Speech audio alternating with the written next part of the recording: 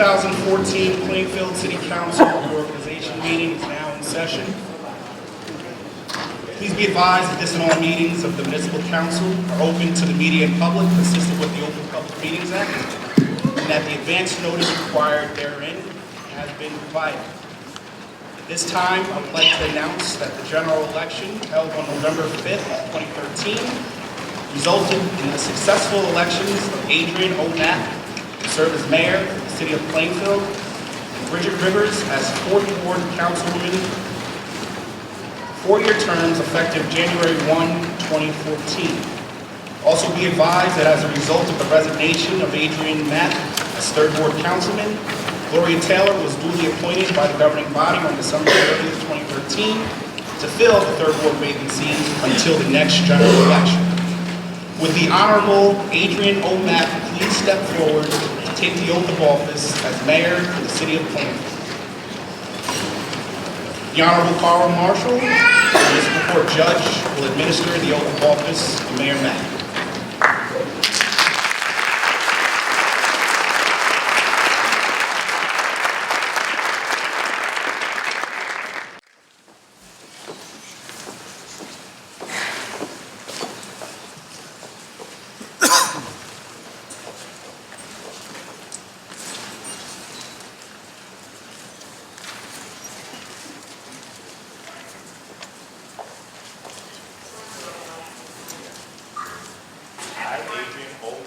I, Adrian O'Mac, solemnly swear that I will faithfully, impartially, and justly perform all the duties of the office of mayor for the city of Plainfield, mayor for the city of Plainfield, according to the best of my ability, according to the best of my ability. so help me God. So help me God. I do further solemnly swear I do further solemnly swear that I will support the Constitution of the United States that I will support the Constitution of the United States and the Constitution of the State of New Jersey, and the Constitution of the State of New Jersey, and that I will bear true faith and allegiance to the same, and that I will bear true faith and allegiance to the same, to the governments established in the United States and in this state, under the authority of the people, so help me God. So help me God.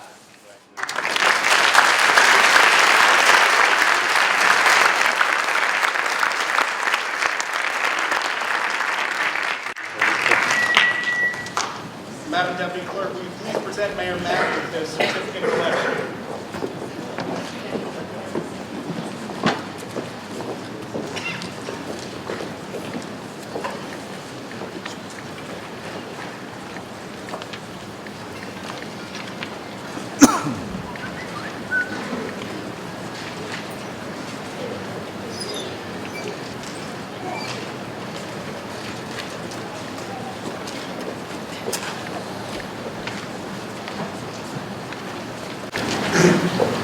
I hold in my hand this evening a certificate of election on the Board of County Canvassers of Union County, New Jersey. The said board does determine that an election held in said county on the 5th day of November in the year 2013, Adrian O'Mac was duly elected as mayor for a 4-year term in the city of Plainfield, New Jersey. In witness whereof, I have hereunto set my hand this 12th day of November 2013, attested by Joanne Rajaki, the county clerk and chairman of the Board of County Council. Congratulations.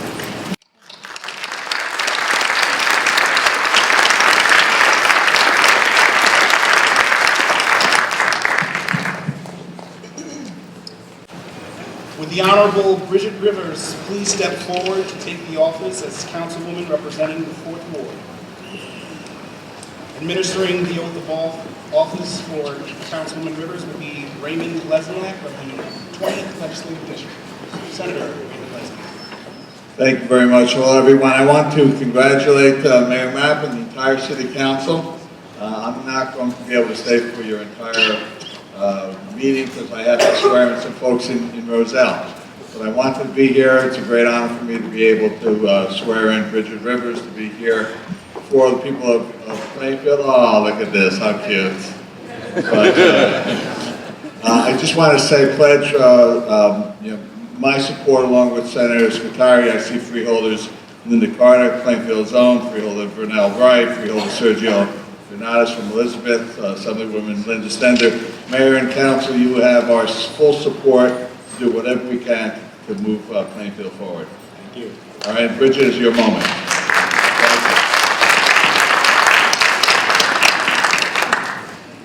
Okay, I state your name. Solemnly swear that I will faithfully, impartially, and justly perform all the duties of the office of Councilwoman of the Fourth Ward according to the best of my ability, so help me God. I do further solemnly swear that I will support the Constitution of the United States and the Constitution of the State of New Jersey, and that I will bear true faith and allegiance to the same, to the governments established in the United States and in this state, under the authority of the people, so help me God. Congratulations. We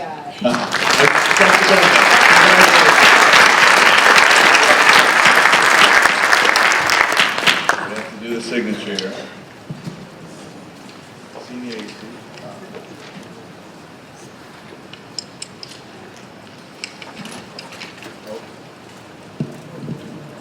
Today's the 5th, 6th. Get off to a long start there.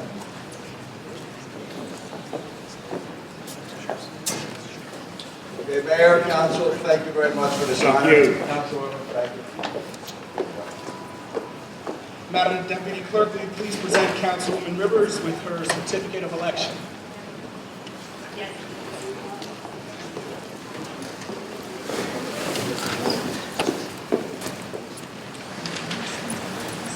I hold in my hand this evening the certificate of election from the Board of County Canvassers of Union County, New Jersey.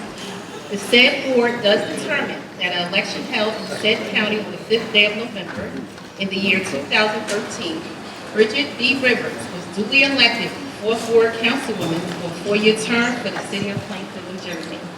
In witness whereof, I have hereunto set my hand this 12th day of November 2013, attested by Joanne Rajapi, County Clerk and Chairman of the Board of County Canvassers. Congratulations.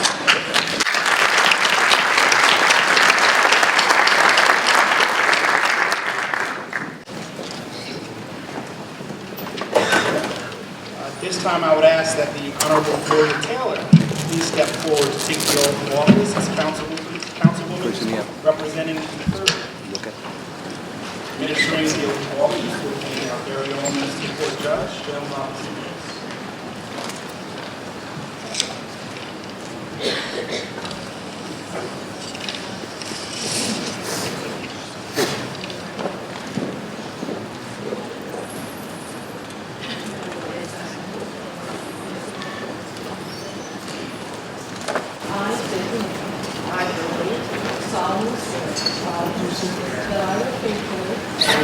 Impartially and justly perform all the duties of the office of Councilwoman 3rd Ward according to the best of my ability.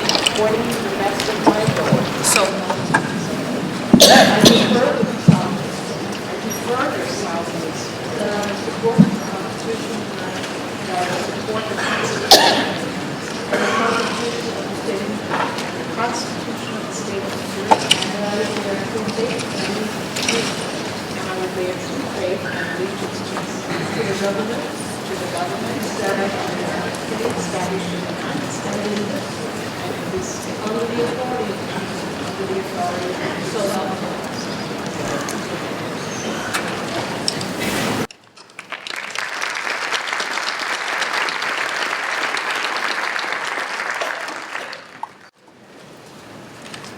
Madam Deputy Clerk, would you please present Councilwoman Taylor with her certificate of election? Or I should say certificate of appointment.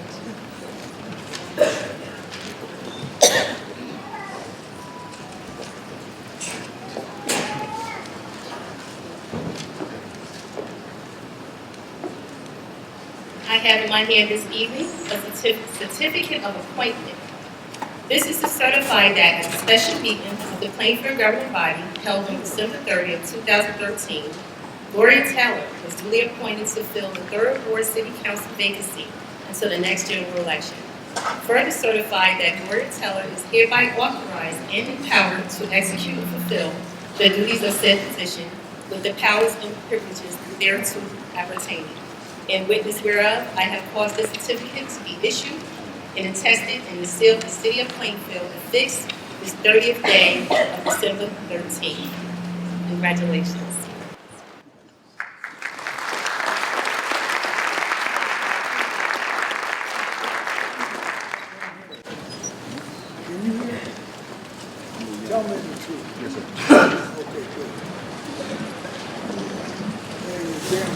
Now that we have full council, I would ask the deputy clerk to please call the roll. Councilman Brown. Here. Reed. Here.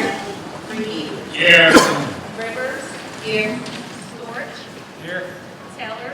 Here. Williams. Here. Mr. Clerk, we have the floor. Thank you. At this time, I would ask everybody to rise for the salute to the flag, which will be led by Please remain standing for the invocation, which will be led by Reverend Jerry Kirkwood.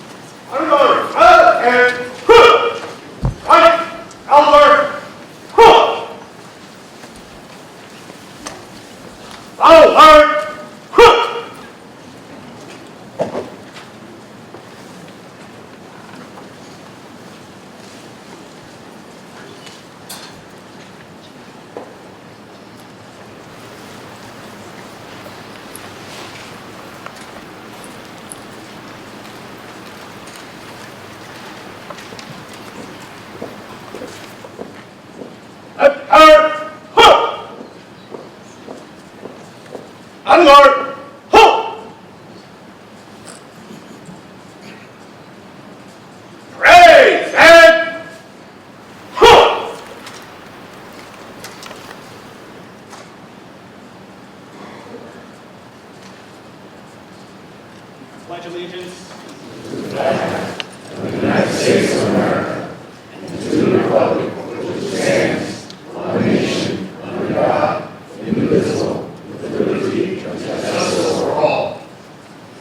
Right shoulder, hook.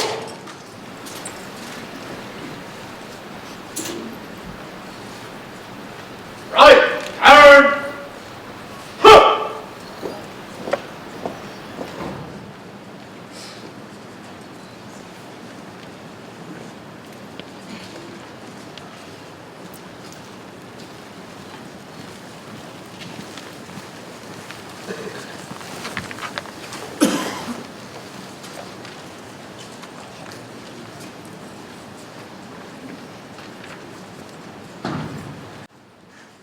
Let us pray. Most holy and everlasting Father, we acknowledge you as the gracious and almighty God that you are. You who were created and have created all things in heaven and on earth, visible and invisible, thrones, powers, rulers, authorities, all things have been created through you and for you. We are urged tonight, first of all, that requests, prayers, intercessions, and thanksgiving be made for everyone, for kings and for all those in authority, that we may live peaceful and quiet lives in all godliness and holiness. In you, all leaders, presidents, governors, mayors, and council persons are in their roles because of your order. And you remind us to be obedient to rulers and those in authority, even though sometimes we may not always agree. However, we are still called to be obedient until there is conflict between your call on our lives and the government's call on our lives. Remind us that disagreement is not always conflict of worldviews. Grant us wisdom to know how best to work with our city, county, and state leaders for your glory and honor. Be with our leaders at all levels of our city. May your spirit give them your heart for justice and mercy for the people of our community.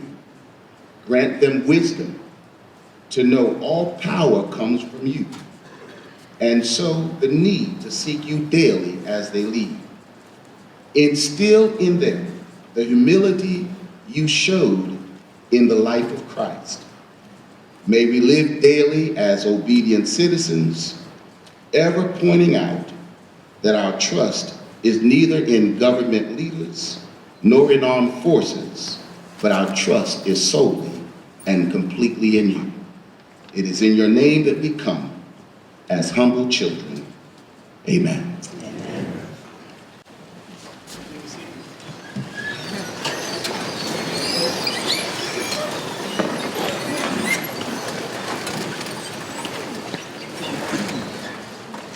It is now in order for nominees to be presented for President for the year 2014 Plainfield Municipal Council. Nominations are now open. Clerk, I nominate Bridget Rivers for president. Second. All those in favor? Aye.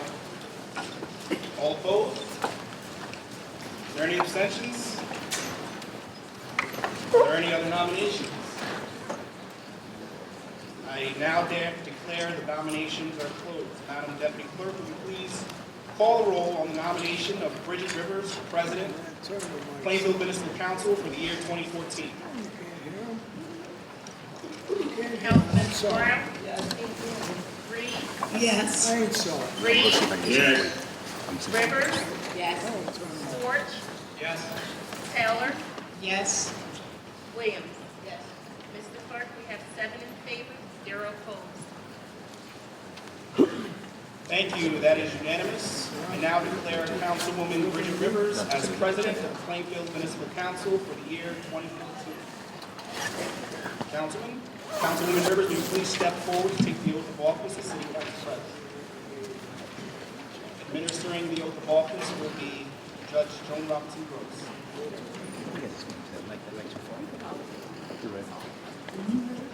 He's not speaking to the mic.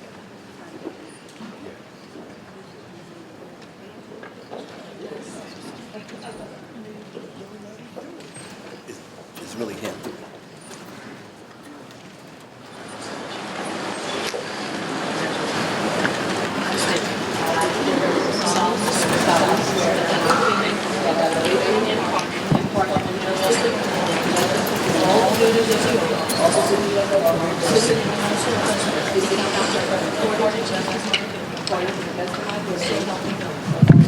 I do further solemnly swear that I will support the Constitution of the United States, that I will support the Constitution of the United States and the Constitution of the State of New Jersey, and the Constitution of the State of New Jersey, and that I will bear true faith and allegiance, and that I will bear true faith and allegiance to the same, to the governments established in the United States, and in this state, under the authority of the people, and the authority of the people, so help me God.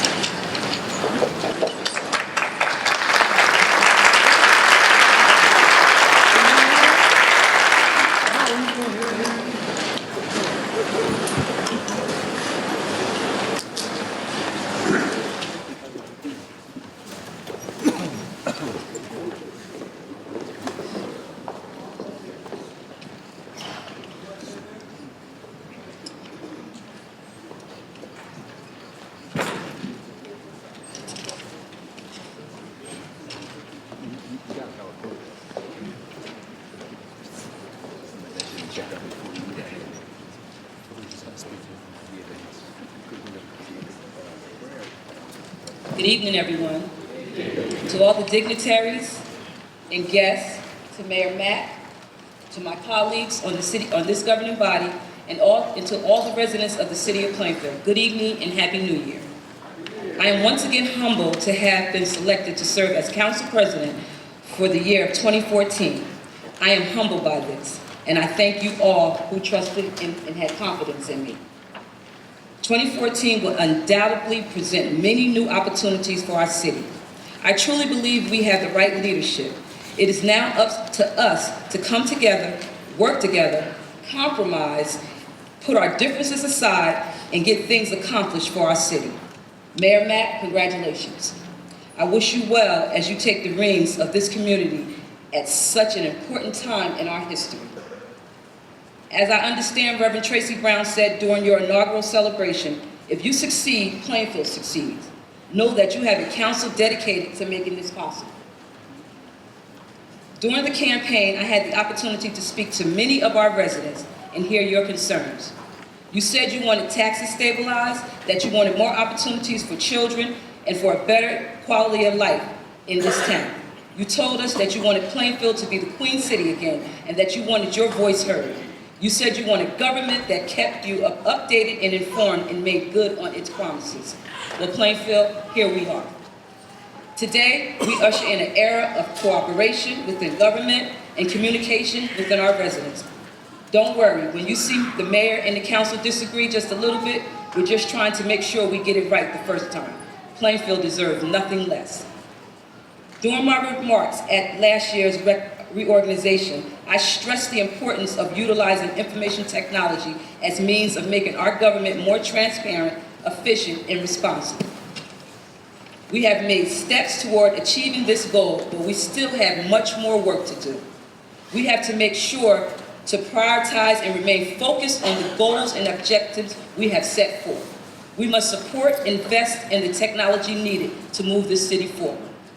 This means investing in closed-circuit televisions to assist in solving crimes, using red light cameras to hold various violators accountable and to generate revenue, and continuing to upgrade our infrastructure and website, IT, cable station, and to keep our residents informed. We must also make the well-being of our residents a priority by bringing back a full-time health officer and making sure that this office is up and running again. The only way this will work, the only way we will move this city forward and succeed is by having a mayor and council that works together. Dear Plainfield, I promise you today what I promised you during my campaign trail. Your voices will be heard. Your opinions will be welcome. All points of view will be appreciated and respected. No matter what political party you belong to, no matter what God you pray to, and no matter what part of the world you are from, if you care about uplifting Plainfield, you have a partner in me and in this council. Thank you for your time, thank you for your support, and thank you for caring about our city. May God bless you, may God bless Plainfield. Thank you.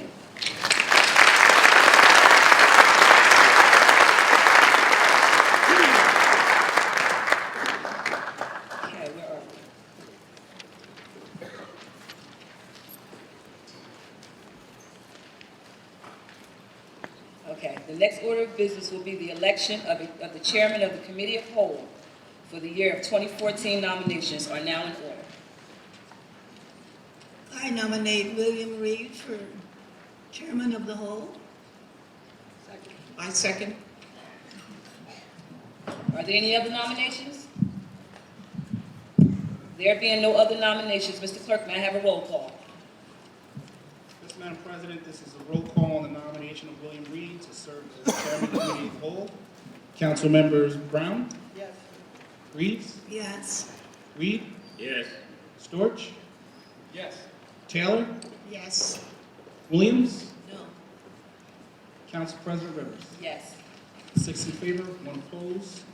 Motion passes. William Reed has now been elected as chair of the Committee of Whole. Congratulations.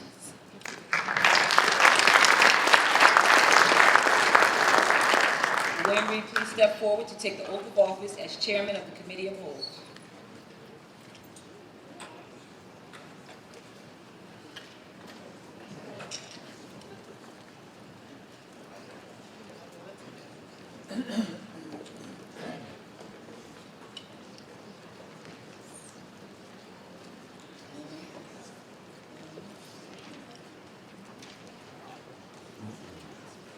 I state your name. William Reed, solemnly swear solemnly swear that I will faithfully, that I will faithfully, impartially, impartially, and justly perform and justly perform all the duties of the office all the duties of the office of Chairman, Committee of the Whole, of the Chairman of the Committee of the Whole, according to the best of my abilities. according to the best of my ability. So help me God. So help me God. I do further solemnly swear I do solemnly swear that I will support the Constitution of the United States that I will support the Constitution of the United States and the Constitution of the State of New Jersey, and the Constitution of the State of New Jersey, and that I will bear true faith and I will bear true faith and allegiance to the same, and allegiance to the same, to the governments to the governments established in the United States established in the United and States in this state, and in this state, under the authority of the people, under the authority of the people, so help me God. so help me God.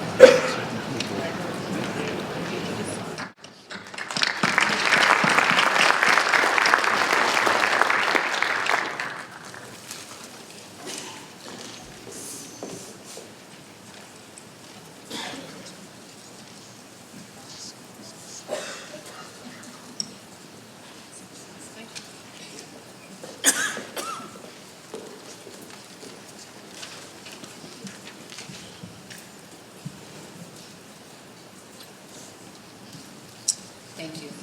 At this time, I will now entertain a motion to suspend the regular order of business to recognize the Honorable Adrian O. Mack, Mayor of this great city, who will deliver his State of the City address. But before Mayor Mack comes forward, I would ask that the Honorable Lennox O. Price, Consul General of Barbados, please come forward to give remarks and greetings.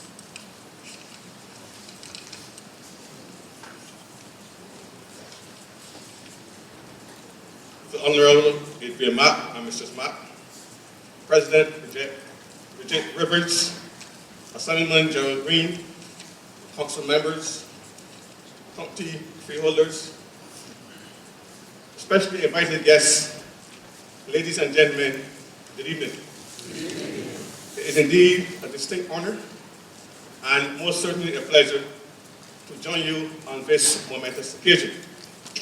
Therefore, let me begin by extending warm wishes to you on behalf of the Barbados Consulate and other members of Team Barbados in New York, and by extension, the government and people of Barbados. Ladies and gentlemen, it is worthy to note that it is part of the Consulate's remit to support the endeavors of our nationals. So whenever and wherever there is any undertaking involving Barbadians, in this case, the newly elected mayor of the city of Plainfield, it is incumbent on me to reach out and support such endeavors. With that being said, I wish to congratulate Mayor Mack on reaching a significant milestone along his legislative journey. As the first native Barbadian to be elected as mayor of a city in the United States, you are indeed a trailblazer. Your election speaks volumes. In fact, it's a clear demonstration of the importance of hard work and sheer determination. The new mayor has used the opportunities that have been available to him in the pursuit of excellence. Your Honor, you have made great strides in this regard, and I implore you to continue with your efforts. Your election also sends a message to our young people, and it should be an inspiration to them. It's also worth to note that the new mayor immigrated to this country as a young man in the late 1970s in order to improve his livelihood. He has not only succeeded in this regard, but he has undertaken the task of making life better for others. This election is of particular importance to me, in that I've known the new mayor for over 40 years. Therefore, I will follow his career path over the years. I must say that I'm confident that he will be a good mayor, since he possesses the qualities that are concomitant with that of a successful leader. I was told to be brief, so I am going to be just brief. So in closing, I wish to congratulate the new mayor again and wish to assure him that the entire Barbadian community is proud of him and look forward to the successful execution of his duties as mayor of this great city. I thank you.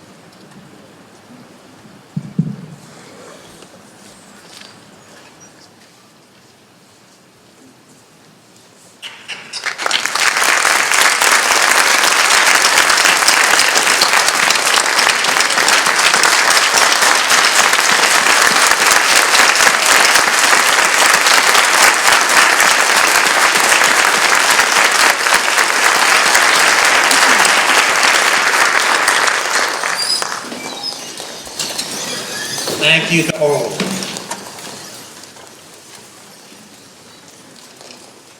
It is indeed a great pleasure, a privilege, and an honor to stand here before you as the mayor of our great city of Plainfield, and to see so many faces in the audience who have braved the weather to come out and to be a part of this occasion. And so I will ask traveling mercies on each and every one of you as you leave here this evening and return to your homes. And with that, let me begin this historic State of the City address to you, the people of Plainfield. Members of the City Council, cabinet members, and honored guests, fellow Plainfielders, and friends of Plainfield, I welcome you to the 2014 Reorganization meeting of the City of Plainfield. Please let me offer my thanks to Plainfield Superintendent of Schools, Anna Beelan-Piles, and to all Plainfield Board of Education members for hosting both our Reorganization meeting and the People's Feast on January 1st. Our schools are an integral part of our community, and we appreciate these opportunities to work together. Are there any members of the Board of Education here present this evening? If you are, will you please stand to be recognized? And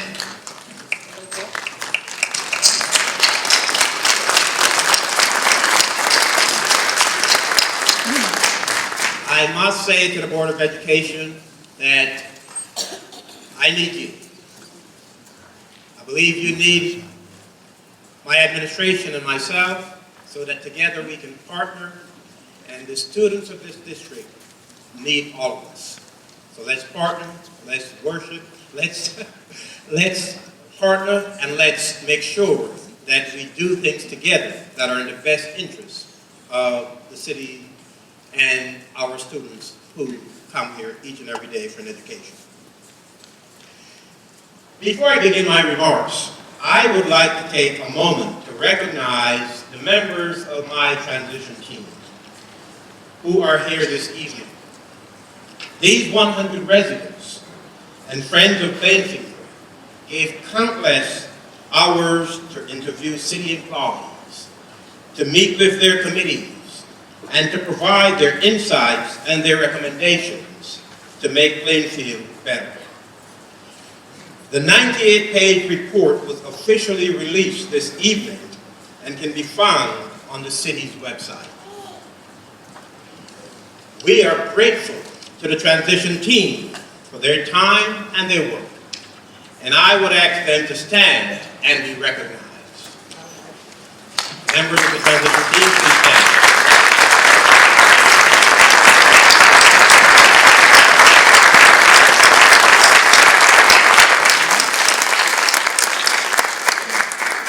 These are some of the over 100 people who gave of their time to create a document that I will use as a guiding post as I look to create policies that will best serve the citizens of this city of Plainfield. Before I go any further into my remarks, it would be remiss of me if I did not recognize my lovely wife who's sitting here in the front row.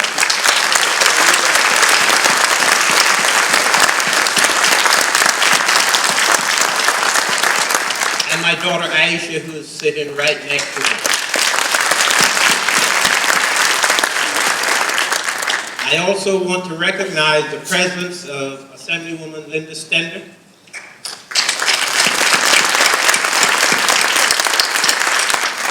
Beholder Linda Carter. Beholder Burnell Wright. Beholder Mr. Sergio Granados. Is he here? And all of the other elected officials that are here present who I haven't seen, but you are here, so I recognize you. Earlier this year actually, in April, I met with the former governor of the state of New Jersey, the Honorable Jim McGreevey, and we discussed many things, including the state of education in the city of Plainfield. And as a result of that meeting, I created an education task force made up of 12 individuals who are current and former educators, along with the governor, who agreed to serve as the chair of that education task force. The governor hosted the first meeting on May 16th of 2013, and the education task force has been meeting ever since. I expect to have a report from them within the next 90 days. Would the members of the education task force who are present here this evening please stand to be recognized?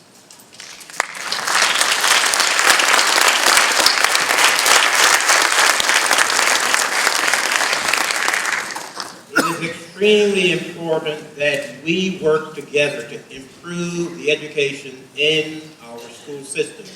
And it's because of that that I adopted this confidential way of approaching this.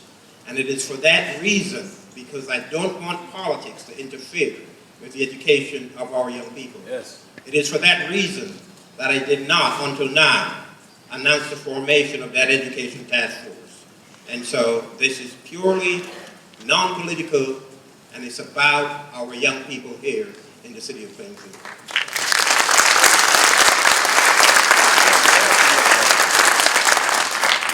As I begin my remarks, I also want to first congratulate Councilwoman Bridget Rivers as she begins the first year of her second term.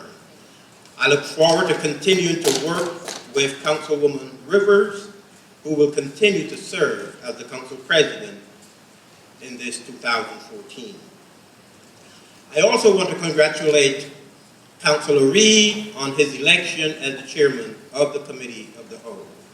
Those are two roles that I've served in over the years, and I know how important they are in terms of the movement forward of the city of Plainfield. And finally, I want to welcome Councilwoman Gloria Taylor, who is no stranger to city government, since she has previously served Plainfield graciously and enthusiastically as First Lady. I pay tribute tonight to her late husband, Mayor Rick Taylor, one of my predecessors, and someone who helped shape Plainfield into the city we find today. And I thank her.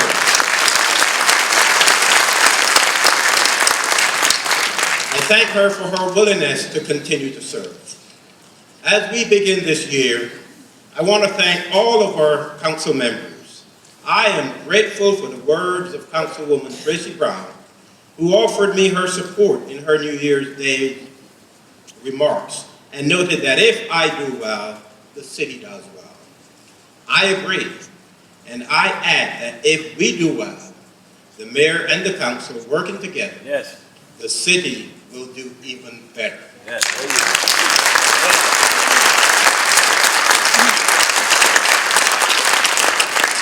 With the exception of Councilwoman Taylor, all of us have worked together as council members. We have shared successes and shared areas where we can do better. Tonight, I ask that when we come together throughout 2014 as Plainfielders, elected governing officials, we put aside everything that might hinder us from doing the best we can for Plainfield.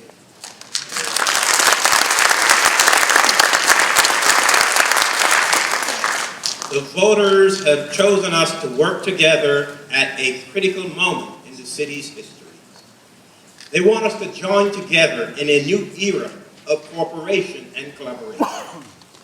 I know that we can do this because we all want to do great things for our city. And I believe that we will do this because we all want a city that will succeed and realize its true potential. I pledge tonight to work with you and for that neutral goal of moving Plainfield forward. At the start of my administration, I am proud to report to you tonight that Plainfield endures. And although we face many challenges, I share with you my belief that the state of our city is hopeful. This year, on April 21st, we will celebrate the 145th anniversary of our incorporation as a city. We will celebrate a glorious past and a new and vibrant future, a rebirth of opportunity in our community, opportunity not only for our city to be great again, but also for each and every one of our residents to achieve greatness in their own lives. But for that to happen, we must stimulate economic growth in our city. We must reform the administration of our city government. We must return the streets and neighborhoods to our citizens and make them safe everywhere across the city. And we must renew our commitment to our city to provide opportunities for recreation, for arts and culture, as well as the basic necessities of food, housing, education, and health care.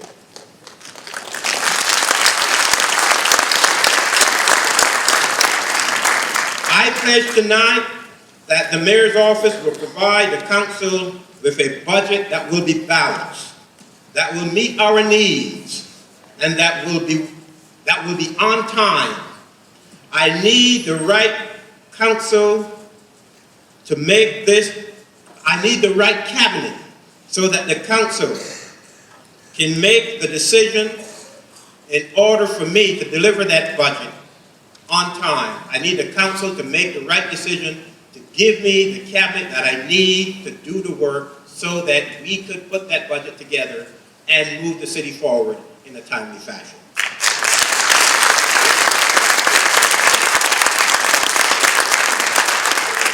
The budget is the first step in reforming our finances. It may reflect our resources as much as our priorities. But this budget will mark the end of financial chaos in Plainfield and the beginning of a governing process that will drive the budget rather than government that is driven by lack of a budget.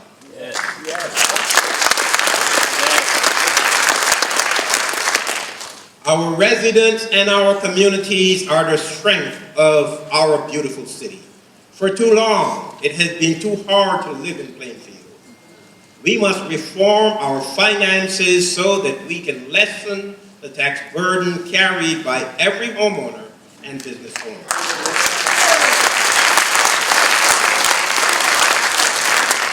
We must be smart. We must make the right decisions, the right choices, and we must invest. New Jersey's economy has lagged behind the national recovery, And here in Plainfield, we have lost opportunities to develop business and create jobs. As of today, we enter a new era in economic development. Yes. We are ready and eager to work with entrepreneurs, with established businesses, and with all those who seek the active support of city government to create and grow their dreams of economic opportunity. Throughout the course of my campaign, I informed the citizens and taxpayers of Plainfield that I will appoint a deputy city administrator with a specific and concentrated focus on economic development. Over 70% of the voters said we agree with you. Today, I'm announcing a 3-point plan to accelerate economic development in Plainfield. These efforts will be led by the Deputy City Administrator in charge of economic development. First, we will create a technical review committee, also known as a TRC. Many of you in planning are familiar with that, to expedite development projects. The TRC will meet with developers throughout the process to improve intergovernmental cooperation and coordination and streamline the permitting and licensing process.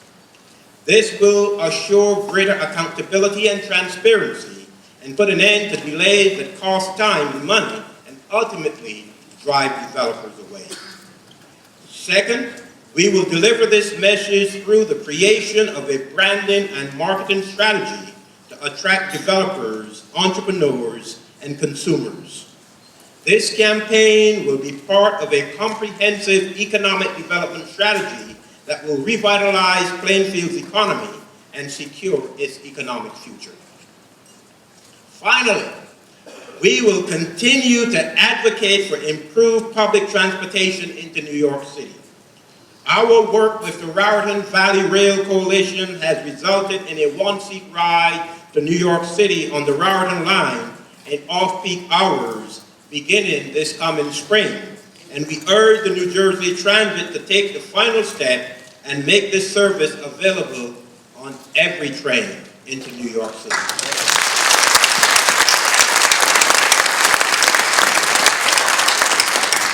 This one-seat service is vital for Plainfield to attract both new businesses and new homeowners. Every minute saved by a one-seat ride into New York City equates to a $3,000 increase in the value of the average home in Plainfield and along the Raritan Valley line. I would also like to acknowledge State Senator Nicholas Scutari and Assemblywoman Linda Stender, who introduced legislation last November to urge New Jersey Transit to provide a direct trip on the Raritan Valley line to New York Penn Station. All of us in Plainfield appreciate their efforts.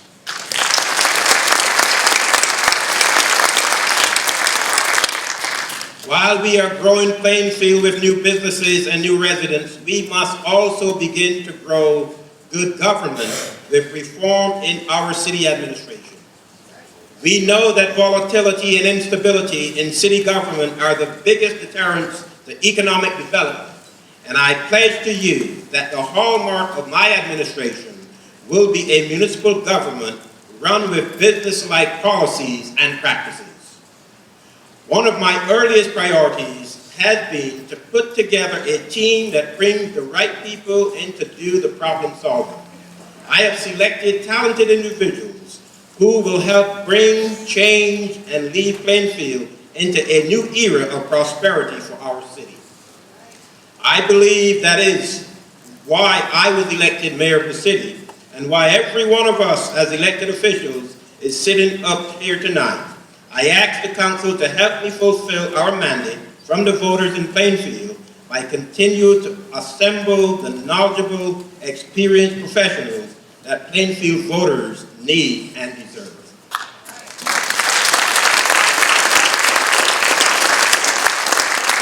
Only today, I sent greetings to all of Plainfield's city employees and let them know that I want their ideas and their knowledge to be put to full use in this administration.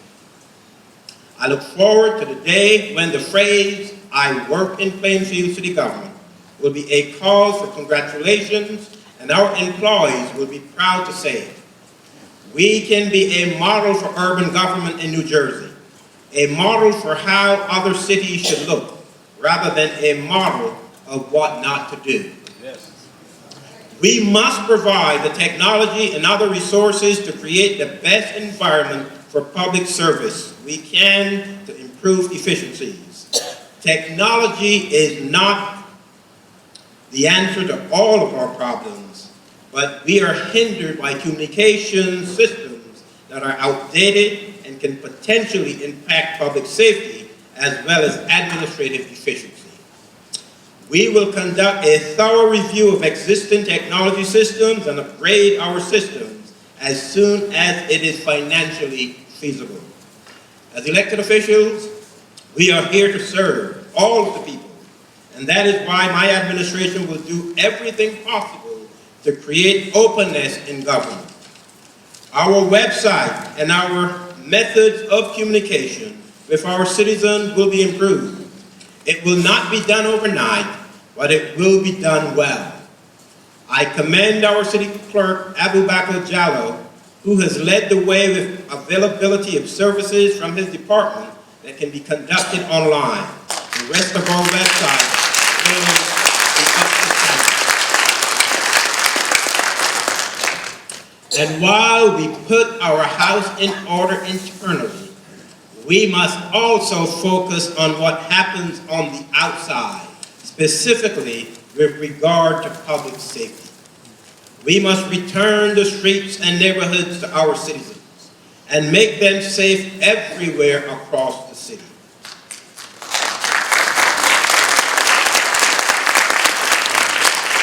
In my remarks on January 1st, I spoke of Plainfield as a true mirror of our country, a city with beautiful homes and communities, and at the same time, a city where too many of our residents live in fear for their own safety. It is not in our power to eradicate crime, but it is in our power, and it is our duty and responsibility to provide a safe environment for all of our citizens. I pledge to you that as mayor, our police and firefighters will have my full support to do the essential jobs that they perform, and they perform them very well. We must stop the senseless violent crimes in Plainfield. We will continue to work closely with the Union County Prosecutor's Office Homicide Task Force, which has led to continued success in solving homicides in Plainfield. I will assess the effectiveness of our shot spotter technology to determine if it will be maintained and expanded. We are proud of our Plainfield Police Department, and we are going to demonstrate that with a new COPS logo, C-O-P-S, that will be painted on the side of our patrol cars. COPS stand for Caring, Outstanding, Professional Service.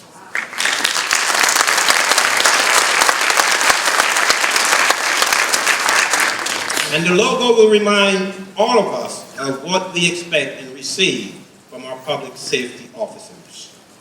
Our policemen and women will be fully engaged with the Central Business District and the South Avenue Business District. By building understanding and cooperation between our police and the public, we will ensure our collective safety and build a stronger, safer Plainfield. We must provide opportunities in our community for recreation, for arts and culture, for the assets that make Plainfield such a unique city. These elements are important, not just for the livability of our city, but for the economic development that will be a key focus of this administration. I intend to integrate Plainfield's historic treasures and communities into our economic development proposals. I will work with the Plainfield schools and Union County College to develop arts programs that will truly benefit our community. And I have asked Consul to support an open space referendum on the ballot in November. By Consul, I am talking about the City Council. I will ask them to support the placement of a referendum on the ballot in November that will provide us with active and passive open spaces. We must build the recreational facilities that our young people need in order to provide them.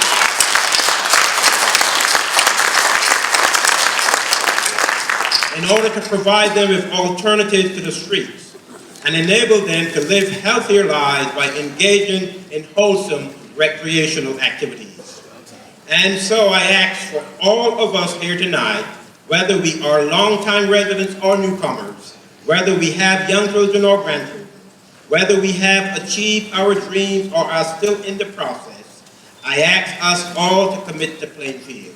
Just as our beloved President John F. Kennedy asked us over 50 years ago what we could do for our country, I ask tonight what we can do for Plainfield.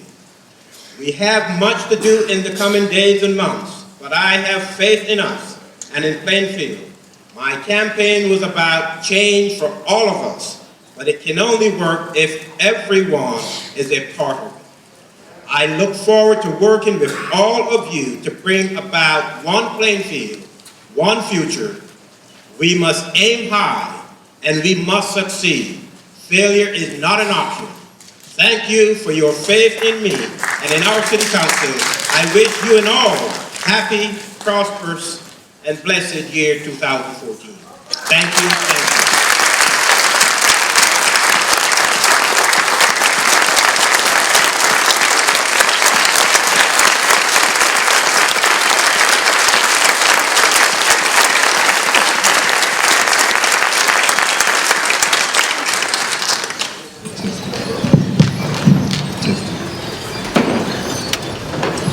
Motion to return to the regular order of business.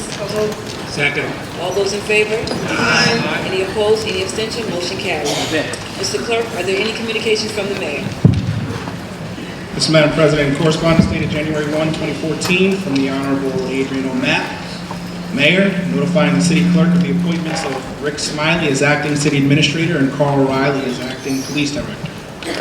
Mr. Clerk, are there any other communications and petitions?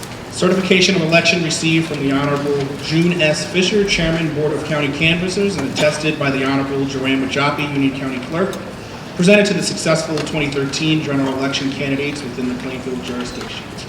Additionally, Consul General of Barbados, the Honorable Lennox Price, extends greetings on behalf of the government and the people of Barbados. Thank you. Since there are no reports of special committees, unfinished business, or any ordinance being offered for second reading and final passage today, we will now move to new business entitled Resolutions and Motions. The floor is now open for public comments on resolutions and motions.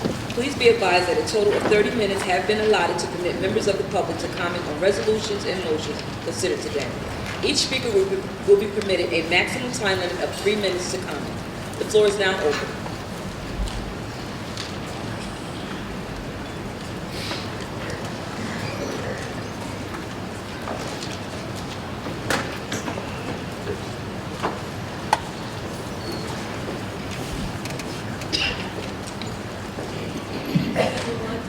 Good evening, everyone, and Happy New Year. Can't hear you. Can't hear you.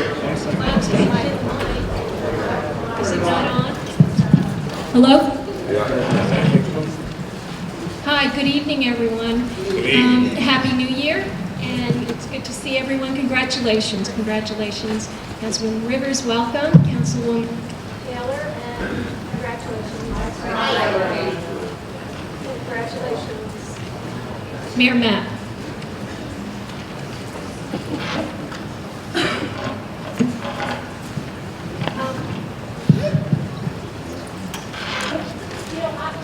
I can yell.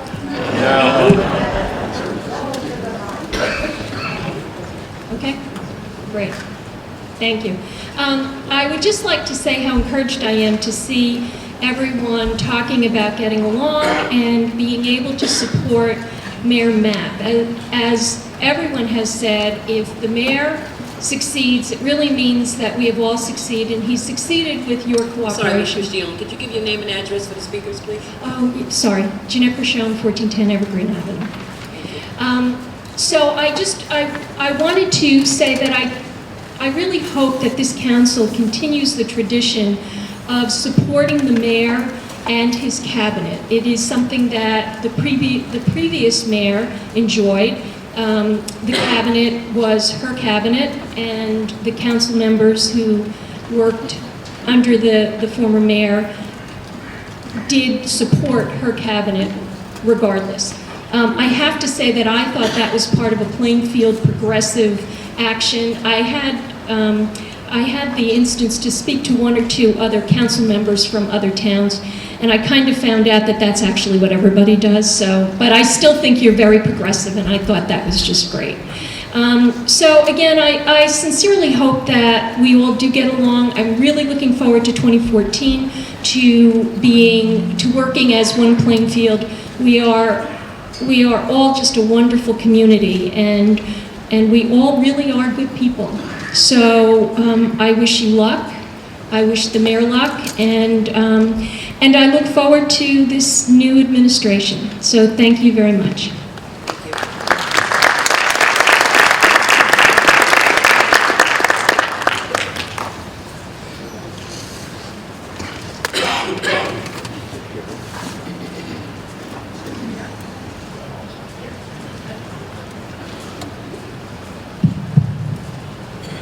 Dottie Guten, Cal 414 Randolph Road. Congratulations, Mayor Mapp. Congratulations, Councilor Rivers and Councilor Reed. I appreciate very much the new tone that I have heard this evening. I am sure I'm not the only one who appreciates that, am I? No, I didn't think so. I especially appreciated Mayor Mapp's expression of concern about health care for our community. Since the closure of Muhlenberg, as you all know, the emergency room has been kept open, but we have had the constant reminder that unless JFK gets its way in the proposal they've submitted for a 600 apartment project on that property, they may close the emergency room. I sincerely hope that that is not the case. I hope that they will not. The emergency room, according to the statistics, has been busier than the JFK administration expected. And that's not surprising, because we no longer have a hospital in Plainfield. We have the Neighborhood Health Center, which is located on the far west end of town, and the Muhlenberg Emergency Room. I was thrilled that the city had agreed to hire its own planner to evaluate the property, consult with experts and with the community, and propose a best use for that property. And I sincerely hope that it will include as a major component, medical care and health care. This is so critical to our community. Plainfield is not unique. It's special, but it's not unique. We have a higher incidence of diabetes, stroke, heart problems, and others than other communities, as you can see from reading all the reports that have been done and all the research that has been done. And this is a community in serious need of as close as possible to what we used to have. I know that the council members and the mayor are as concerned about this as the community is. I think I'm right, am I? Yes. Yeah, okay. Thank you. Please make every possible effort to secure a use for that property that, what did I do wrong?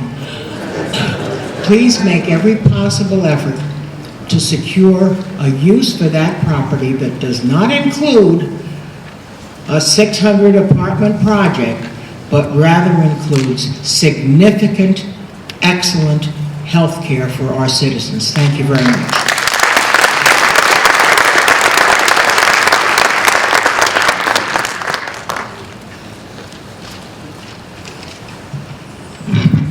To the newly elected mayor, city council, and elected members, first I'd like to congratulate you, on your election. I thought that your thoughts that you gave in your inaugural speech were great. I thought the thoughts that you gave tonight were great.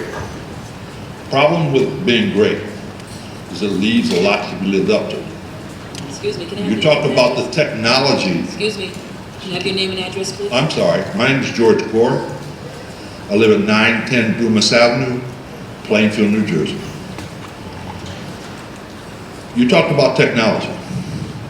When I moved here in 1984, the one thing I knew about Plainfield was there were an awful lot of people here who worked for Verizon, AT&T, at that time MCI, but there were an awful lot of technology people here, Bell Labs, that are capable of helping you to revise and revamp the technologies that drive modern government today.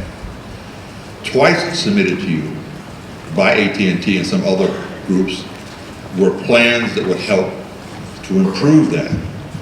If you are a member, as I know you are, of the League of Cities, there is a plan that talks about how you do things like take the 5 databases that we have here with the same names and make them into a single database, so that whether I go into the police department, whether I go into the tax office, whether I go into the city clerk's office, all of those people can be seen and looked at one time. What is most interesting about this city, given the fact we have per capita more MBAs and PhDs in most cities in the state, is that we very rarely ever utilize those citizens who have those kinds of qualifications. I would hope that moving forward in 2014, that we would recognize that this city, as you have stated, needs to improve. But in order to improve, we must also reach out to all of the citizens of this town and look at the things that other people offer and not be localized or internalized by those who you know. Some of the time it's nice to let other folk know that you, as you stated tonight, are looking for help and you're looking for people to be a part of the city that they live in. I pledge to you right now, I have no animosities with you, I've never had it, and I'm saying it publicly so people don't misquote me. You and I have always had dialogue, Mayor, and we've always been able to reconcile any differences we've had. So anything that I offer to you is offered for the city of Plainfield, so that Plainfield can grow, Plainfield can prosper, that we never again will be up for sale as it seems that we have been over the last 20 years that I've been taking.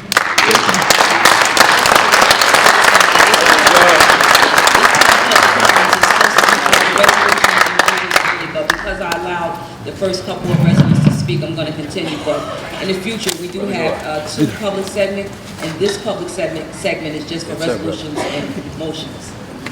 Good evening, Honorable Mayor. It's for our community. The best happy time ever. Ms. Gonzalez, can I have your name and address, please? Oh, I'm sorry. Flor Gonzalez, 14 Washington Avenue. As an immigrant, you're going to feel what the immigrant community feel in this country. And I also, you're talking about resolutions. I support all your appointments and the people that you have been chosen to lead your administration and to help us. And I hope that you remind them that the Hispanic community and the immigrant community is need big time the police department to be up there and to be the eyes of the people and to help and protect them. I do not want with this new administration to have more tears on my people's eyes. or on the mothers that losing the children because they are being killed in the city of Plainfield, or because we have to go and records to countries, Guatemala, El Salvador, Honduras, or other countries that the people is being killed in a place where it's supposed to welcome as a home. So I hope that all your appointments, Mayor and are the ones that are going to lead us in the new direction, a direction when we all going to work together and realize that we are one family, and we need by no means to work together and to understand each another, all the culture and the investment that the Hispanics and the immigrant community is doing in this town. And it's my pleasure to understand that economic development is going to be one also of the big tasks, because we do need economic development in the town. We need a lot of new stores to be revitalized and to put a lot of more progress into it. It is for me a great pleasure and to hope that even if tomorrow we're no longer here, to hope that you will be there and you will be our eyes and our ears, and you always remember, don't ever compromise our voices, because we are appointing you to be there and to leave us. Mayor, it's my great pleasure and honor to have you there. With tears in my heart, I do strongly thank you, and I hope that you understand the culture and the investment and all the rich life that the Hispanics and the immigrant communities bring into this town, and to remember that my community is ready to work with you throughout all the years of working in this community. Since I came to this country in 1979, I feel privileged and happy to say today that we're ready to work, and we're ready to lead, and we're ready to teach what is our culture.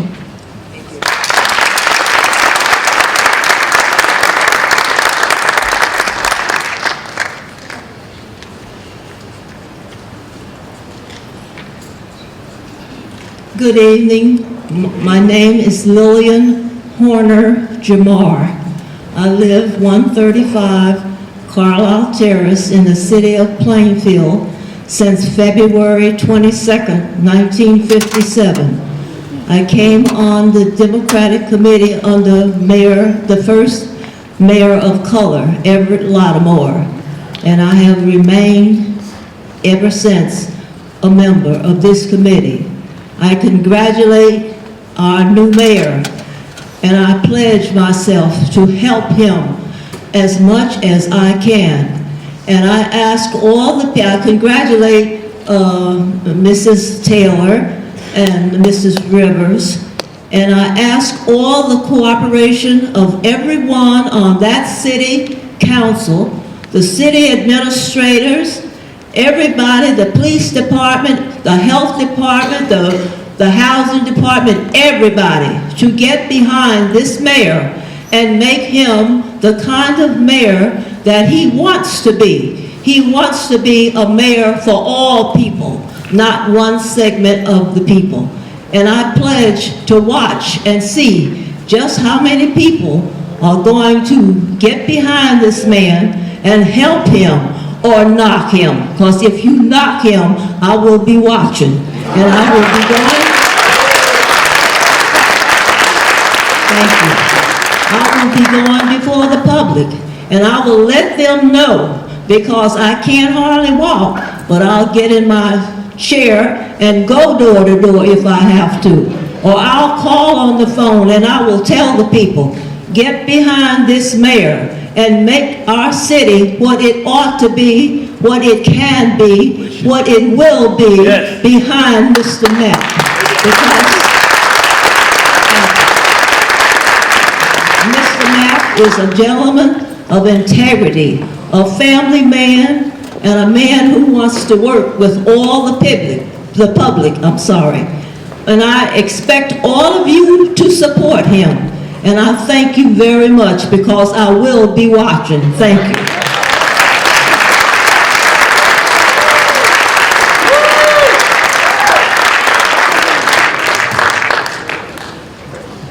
Good evening. My name is Tom Karcher. I'm at 1115 Prospect Avenue.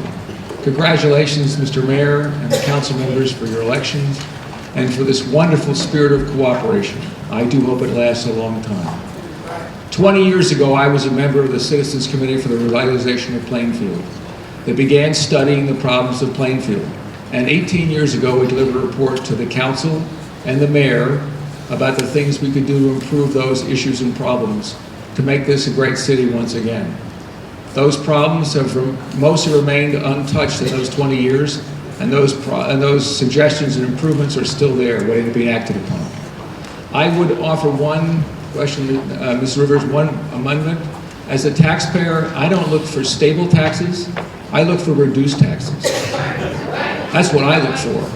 And I would urge all of you, in the actions you take and the people you appoint to various commissions, to look for ways to find individuals, and as was pointed out before, invite the talent that lives in the city, and there's a lot of it, more than willing talent to help and bring their very best to this city, if there's an honest invitation to come and put the best ideas to use to make this an efficient and cost-effective city.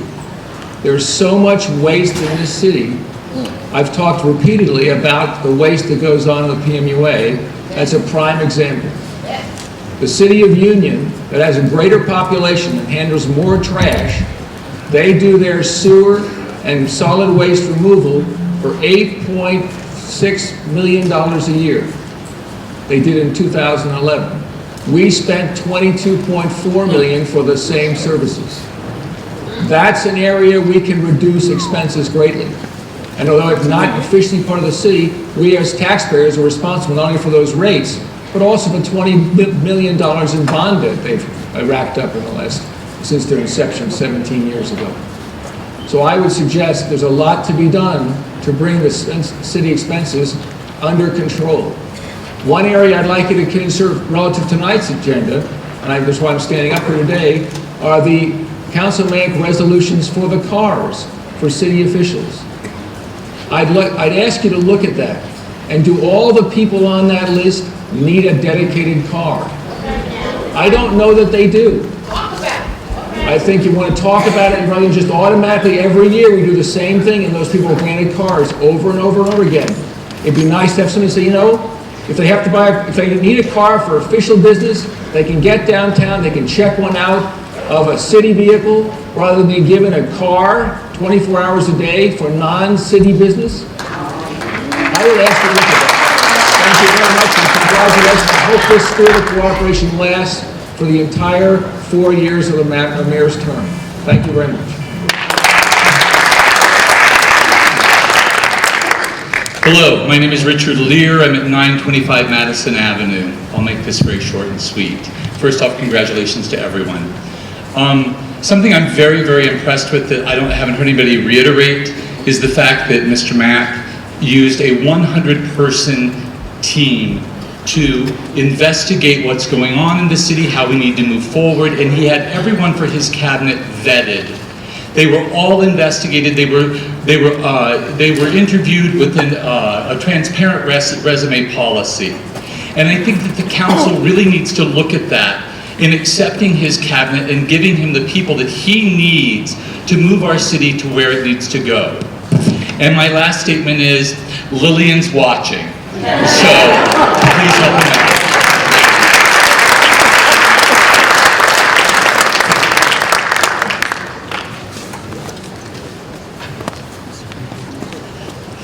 John E. Pritchard, 723 Arlington Avenue, Plainfield. First, I wish to wish you all the very happiest of New Year's. And I congratulate you, Mr. Mayor, for your election, and I congratulate the members of the City Council. And I bid the Consul General of Barbados welcome. Your Excellency, regarding the issuance of official cars for the mayor, the Director of Public Affairs and Safety, Police Director, Police Chief, Fire Chief, they are on call 24 hours a day, 7 days per week, every day of the year. They might be calling on an emergency. What if general armed fire has occurred, and he has to be there immediately. I'll talk about other things later on during the general discussion thing later on. Thank you.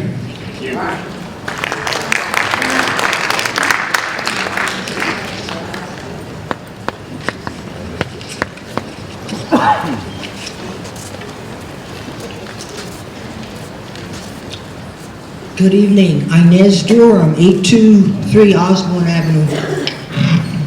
Congratulations to our new mayor. Happy New Year to our council members. Welcome. One of the things that most impressed me about Mr. Matt was his dedication to bringing a transparent administration to this city. And I'm particularly happy that he vetted all the members of his cabinet that he wishes to have appointed. Not only did he vet them, but there was an opportunity for the council members to interview them personally as well as review their credentials. I feel that there's been tremendous opportunity for every council member to provide themselves with the necessary information they need to make an informed decision about these cabinet appointees. You had an opportunity to talk to the people, you had an opportunity to review their materials. You didn't need to hear from any outside person how you should vote, but you yourselves can come with an open mind and based upon the materials that were presented to you, be able to make an informed decision about these cabinet members. I would ask that when this comes up for vote this evening, and when you give your vote, if you would mind giving us one statement, whether you're voting yay, you could just say, I thought the person was qualified, fine. And if you vote nay, I would like to know why. So if you could say disqualified, or what, I would appreciate hearing from you. And let me again say, I expect that since you've had an opportunity, council members, to have all this information about all of these people that the mayor is presenting for his cabinet appointees, I expect you to make an informed decision based upon the information you have received. Thank you.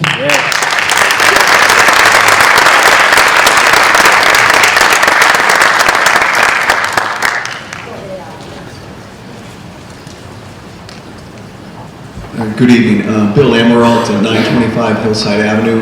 First of all, congratulations to all of you who were recently elected.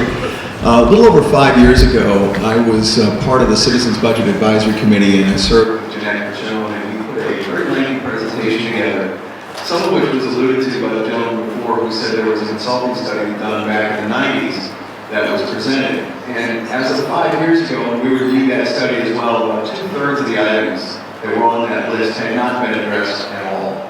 And the big elephants in the room and the priorities that we talk about as the Budget Advisory Committee were pretty simple. It's blocking and tackling, to use a football analogy.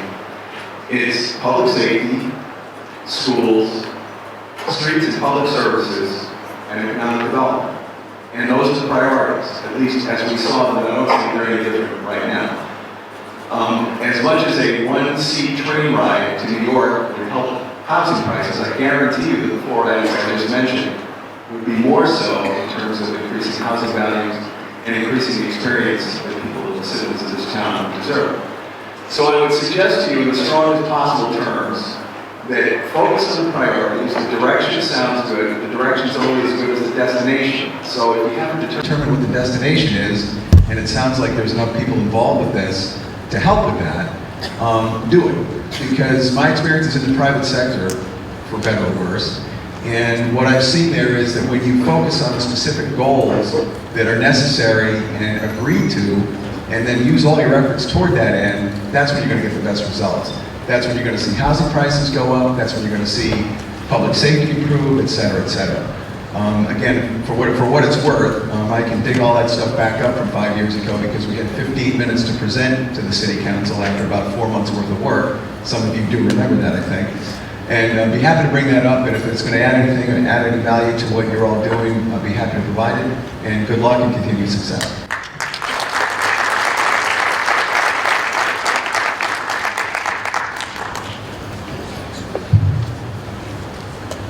Hello, Rich Hall, 313 Franklin Place. Congratulations to everybody that's been elected. As a newer resident of Plainfield, I've been here for 4 years now, and I've been coming to council meetings for maybe like the past 2 years. So I'm very thrilled to see that everybody seems to be on the same page as moving the city forward and going forward from that forward. And I think in order to succeed, the mayor does need to have the right people on his team. And I feel that the people that he's chosen are the ones that he should have and that are going to help the city. As far as economic development, as a small business owner, I'm thrilled to see his direction and the direction that you're all talking about as far as economic development.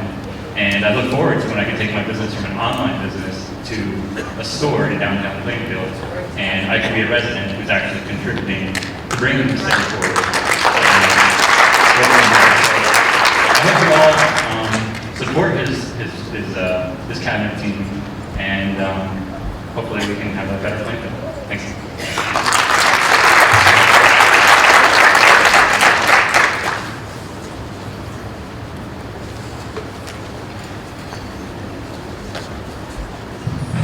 Good evening, my name is Mustafa Muhammad. I'm a resident of Plainfield, 919 East Front Street, Plainfield, New Jersey. I've been here approximately 57 years of my life. And I want to say congratulations to the new mayor. Congratulations to our valued president. Congratulations to Bill Reed, our chair, and our appointee, Ms. Gloria Taylor. And congratulations to the city of Plainfield. I do want to say, though, that let's not be remiss here. We need to end our congratulations in this wonderful spirit that we all have here. And even though we're pledging to work with our new mayor, work with our city council, and work for the city of Plainfield, which is populated with approximately 50,000 people. And even if those people did not participate, in the electoral process, we still have the responsibility, duty, and obligation to look out for their well-being.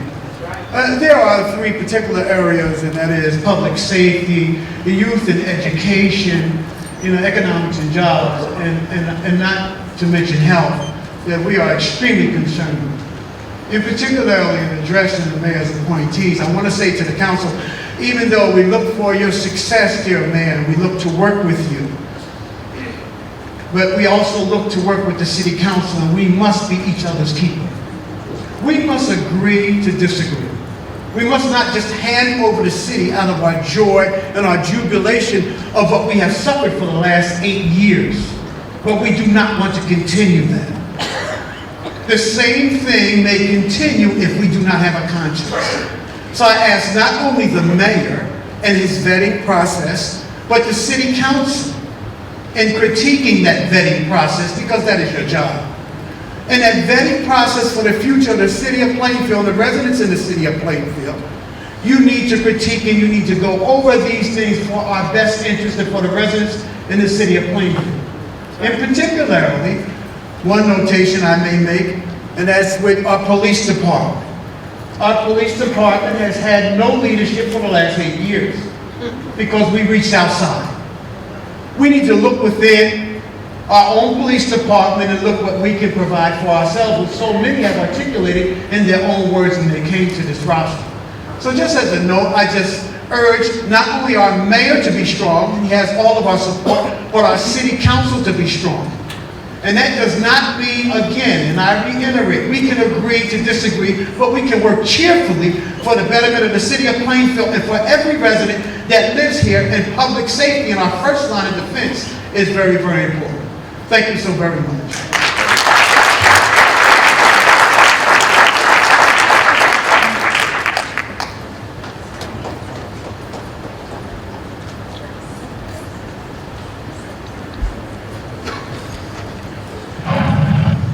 Good evening. My name is Sandra Taylor Williams. I live at 312 New Street here in Plainfield, New Jersey. I've lived in Plainfield all my life, 70 years. And the 70 years I've been here, I've seen Plainfield come, Plainfield go.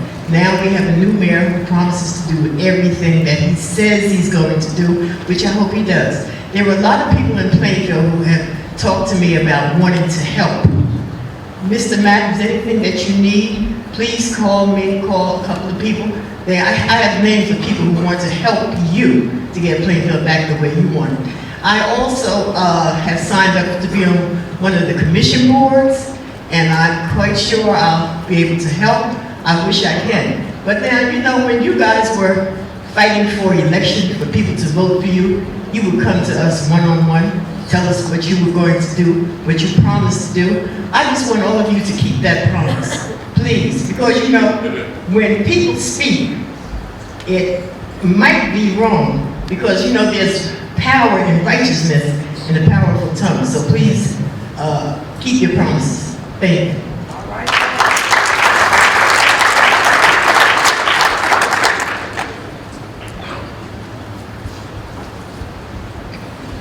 Good evening.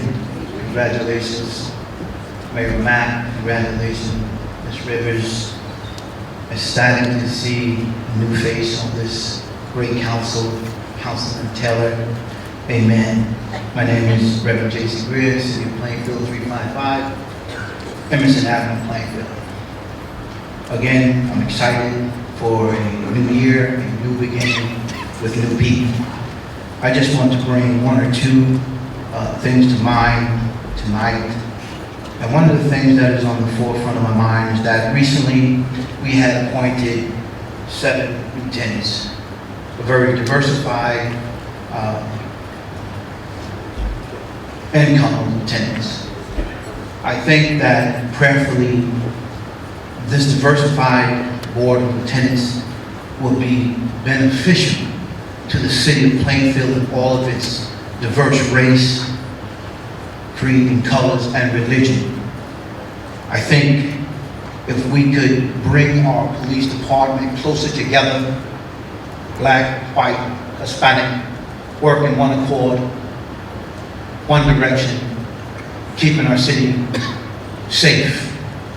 It's a sad thing to be a long-term resident of this community, reared by ladies like Miss Jamal, who helped raise a gentleman like me, that are no longer able to walk the cities of Plainfield streets safely without walking over the back, looking over the backs.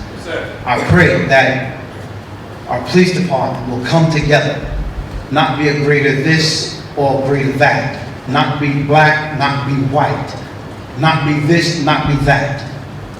We're one department, we're one city, we ought to be working for the same goal, and that's to make our streets safe for all people. The second thing I want to bring to your attention is administration. Every election, every administration likes to bring in diverse people, which is fine and great. I pray that the administration selection for this new mayorship will be considered those very closely in the city of Plainfield. The city of Plainfield has raised some bright, intelligent young men and women that are qualified, more than willing, more than ready. The problem that I see when we bring out outsiders into our community is they bring no value. They bring no concern. They want a paycheck. That must stop. If we're going to unite this community, then you have to look within more so than without. What you can't find within, then you go out. But when people love where they live, they have more attention and to help see its growth and development. May I have a few more seconds? Our youth, please, Mr. Mayor. So moved. All those in favor? Aye. Any opposed? Any abstention? Motion carries. Thank you. Our youth, please, Council and Mayor, you must do everything within your great powers in this city to bring more programs for our young people. When I was growing up, We had South 2nd Street, Grand Avenue, Neighborhood House. We had somewhere to go every single night of the week. We have abandoned ship. We have let down our young, upcoming youth. You wonder why? They're gangbanging? Because we give them nothing else to do. We can't keep them in schools, but we can sure enough help them have a better lifestyle out of us, although they may not have a great education. We have outside resources that we can bring into this community, into these centers, and help them to receive developmental skills that will help them along the way. And then finally, my heart and my passion is our senior citizens.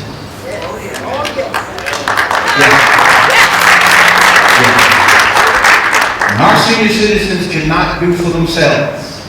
And there's young, intelligent people like yourself who have the availability, have the contacts, have the needs to help our senior citizens. I want to encourage you that you do so. Our senior citizens have paid their dues. They've paved the way for a young man like me. I'm a product of Plainfield.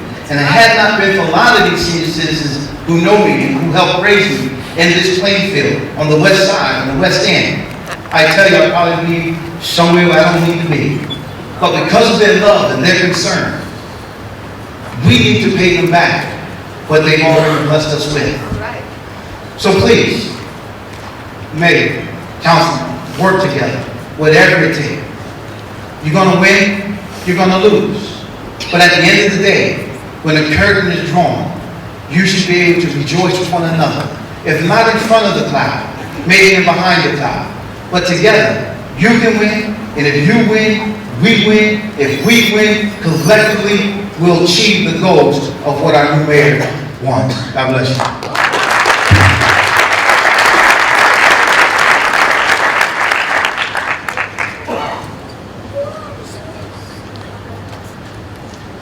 Good evening, Mayor, Council, everyone here. I just wanted to bring to your attention that, oh, I'm sorry, Corral Martin, 1201 East Front Street. I just wanted to bring to your attention, I noticed the Scotch Plains Police in Plainfield near the Leland Garden areas where they watch the residents who live here in town. Oh, yeah. And they pull them over. At one time, I used to see a lot of North Plainfield and Scotch Plains, but they're still doing it. And I don't think it's right. It's disrespectful to us as citizens here in town that they harass the people who live here in Plainfield. They sit on that corner, and sometimes they come all the way into the town and give our residents tickets here. And also, I just want to plead to the community here in Plainfield that we need to start having a little bit more respect for each other and our communities. I see so much trash on the streets. And it's not the children, it's the adults. They smoke their cigarettes, they throw the packs on the ground, they toss McDonald's, White Castle out on the streets. It's disgraceful. It's a lack of respect. And I went to 2 youth funerals here in Plainfield, the 3rd, and also just last week, a friend of mine's son got murdered here on Park and 9th. And it's sad. And I think it's because it's a lack of respect for self, for others, and also for your communities. And we've got to do better and start working together as a whole. And we are here to help you, and we have to work with each other. Thank you.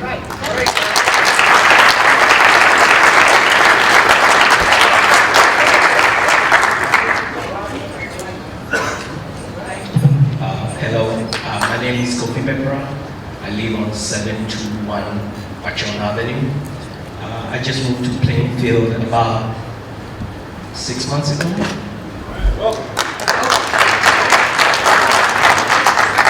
And the first time I moved here, I was just looking for a home to buy. And I checked online and I saw the beautiful homes in Plainfield. So I took the train and I crossed Westfield. I was like, okay, nice. And I got to Plainfield Station. I was like, wait a minute, where am I? You can see a lot of, like the lady just said, Plainfield needs to be cleaned. Our streets need to be cleaned. Sometimes you drive and find trash everywhere. And sometimes you don't even find trash cans. I think we need to make our city clean and make it beautiful like the other cities look like. Sometimes people feel proud to be from Westfield, Scott Plains, just because the city looks much cleaner than Plainfield. And I think we need to do something about that, especially the road resurface. We should try and really resurface the road. Sometimes when you're crossing the street, all these street paints are all, not painted. Sometimes you don't know whether you're walking in the middle of the street or you're walking on the side. Sometimes you don't even see whether the road is going to the left or to the right because all these road signs are broken. And I think we should straighten up the city a little bit before we can attract investors to come into the city. So we have to do the street cleaning, making sure Plainfield is very clean, very beautiful, and then we can bring other people into the city. That's a piece of cake.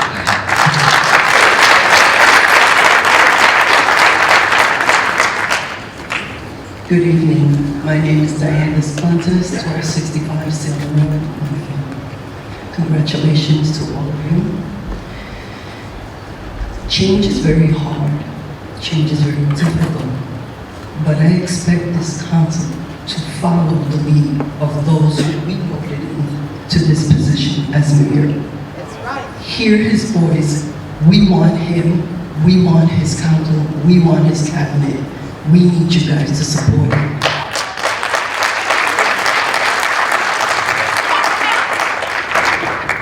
Understand this. I understand how it is very difficult to change, but change brings wonderful things. This town, this city, we need the wonderfulness of his mind and his position and his dreams. Please support him. Thank you.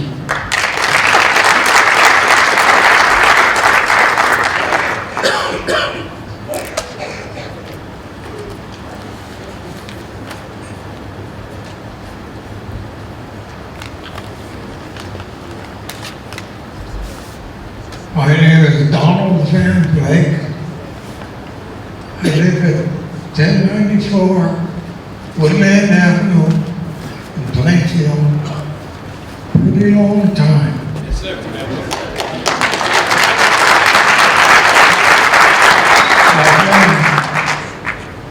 I've been a member of the city committee pretty long time. I want to congratulate the mayor. I look forward to tremendous successes. Ms. Taylor, good to see you back in harness. I want to speak, I know I don't speak of things that are too short, but we speak that we want to go forward together. And one of the things that I see tonight that I'm very happy about. Mr. Green, Mr. Jerry Green, I'm happy to see you here.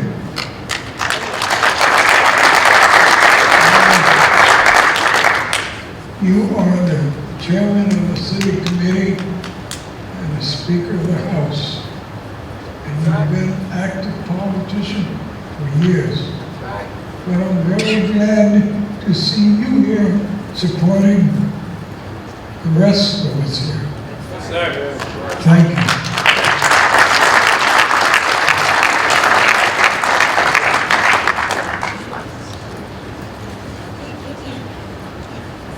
Do we have any more? Seeing none, we have a motion to close public session.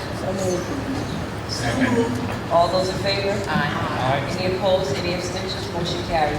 Just again, want to recognize Assemblyman Jerry Green, the chairman of the Union County. Also, give you a few minutes to speak.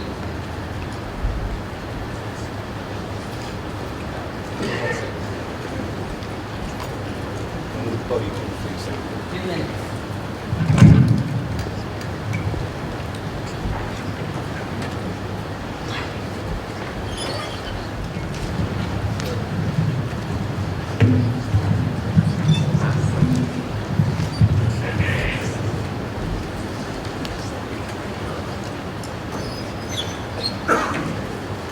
Good evening, everyone.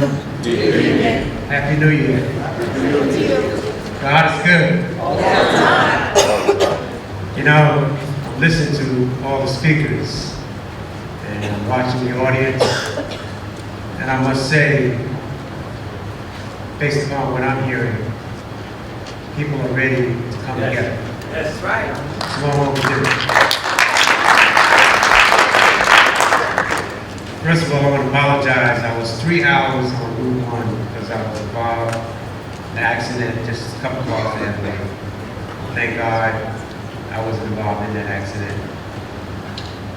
I'm here this evening. First of all, I want to make it very clear. I support the mayor and I support the council. As the new party chair in Union County, I'm responsible for 21 municipalities. And in Plainfield, if you got problems, you ought to go to Hillside with it. Today, I get a phone call from the mayor, who I've been working very closely with. She wanted to go into the clerk's office to be able to get some documents. And she was told if she didn't leave, they would lock her up.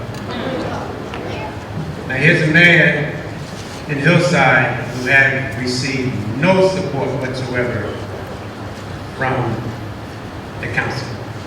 I called the champion. This is not acceptable. And I'll say the same thing here today to our mayor and council. Mayor, you have a golden opportunity. Because this is not just here in Plainfield we have problems. When you don't have jobs, when you have crime, you're going to have problems. So it's up to us to come together as a community. As mayor and council, you're going to learn to give and take. Like Wednesday, I have a hearing on housing here in the state of New Jersey. If you think the small Watergate dealing with the bridge, watch when you hear how money has been wasted with Sandy Dollars, where 47% of applications that has been given to the administration, which are people of color, have been denied, and only 14% of the white community in the rural areas of New Jersey have been received. So those are the kind of issues I'm concerned about. All right. I'm not going to get involved what I consider petty politics, because that's what we're down to now. And it's not fair to you, and I'm not going to accept it, and I'm not going to tolerate it.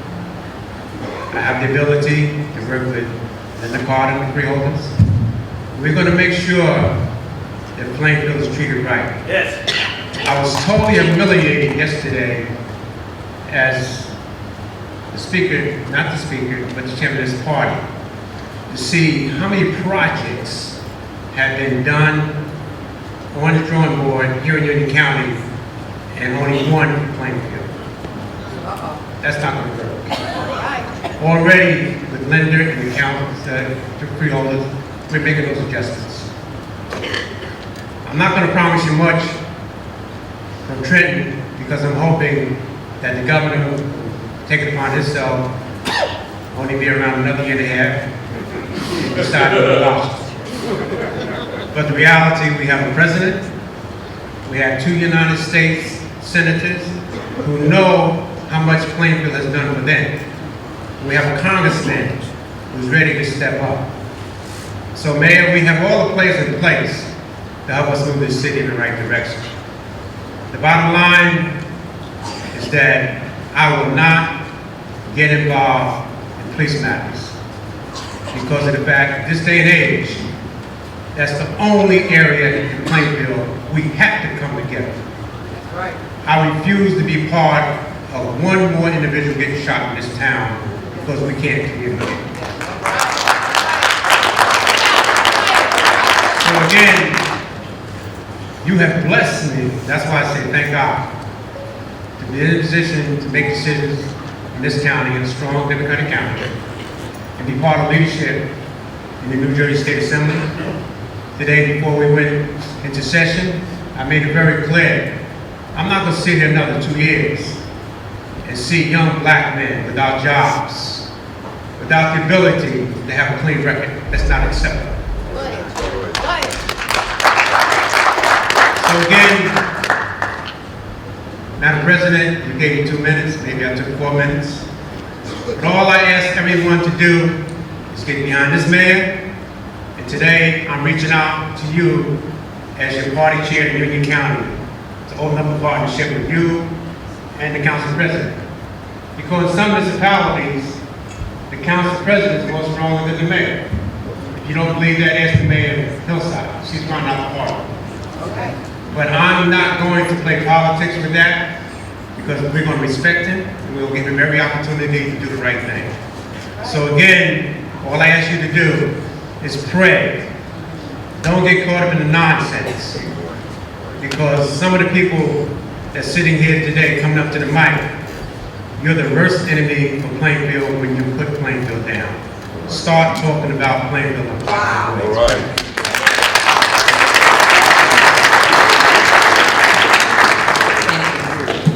Work together. Would you please proceed with the consent agenda announcements? Madam President, all items listed with an asterisk are considered to be routine and non-controversial by the municipal council and will be enacted by one motion. There will be no separate discussion on these items unless a council member or citizen so requests, in which event the item will be removed from the general order of business and considered in its normal sequence on the agenda. Mr. Chairman, will you please offer the consent agenda items for this evening? Thank you. And to the audience, the best in 2014. And I'd also like to say to our former mayor who gave us 8 years of her life, thank you, thank you, thank you.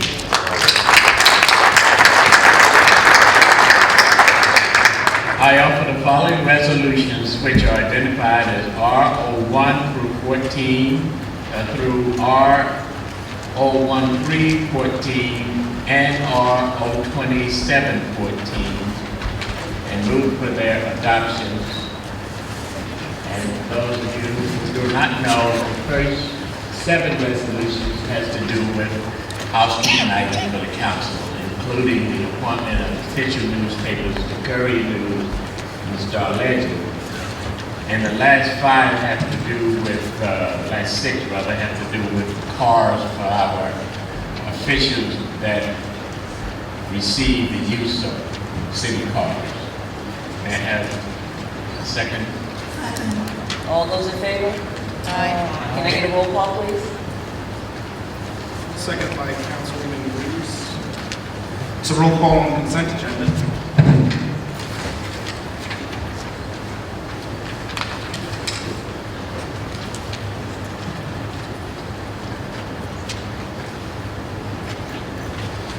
Council members Brown? Yes. Reeves? Yes. Reed? Yes. Storch? Yes. Taylor? Yes. Williams? Yes. Council President Rivers? Yes. It's unanimous. The consent agenda is passed. Thank you, Mr. Clerk. Administration and Executive Branch Resolutions R14-14. Resolution authorizing advice and consent to the appointment of Rick Smiley as the city administrator for the city of Plainfield. I have a second. Second. Have a roll call, Mr. Clerk?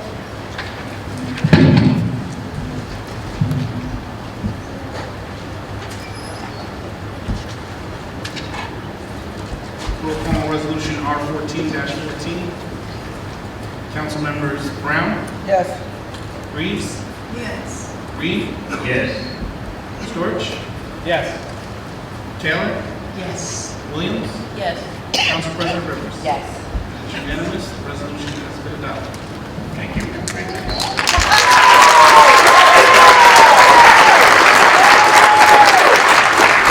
Resolution R15-14, a resolution authorizing advice and consent to the appointment of Ron West as Director of Administration and Finance, Health and Social Services for the City of Plainfield. Can I have a roll call? Roll call on resolution R15-14. Council members Brown? Yes. Reeves? Yes. Reed? Yes. Storch? Yes. Taylor? Yes. Williams? Yes. Council President Rivers? Yes. That is unanimous. That resolution has been adopted.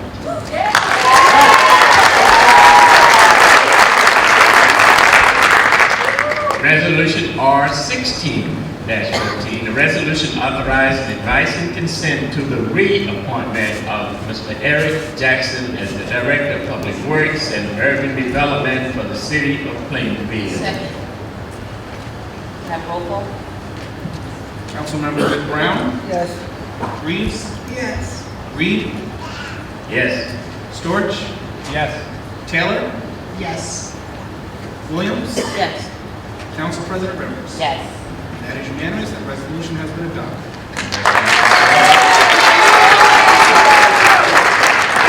Resolution R17-14, resolution authorizing advice and consent to the reappointment of David L. Mancello as Corporation Counsel for the City of Plainfield.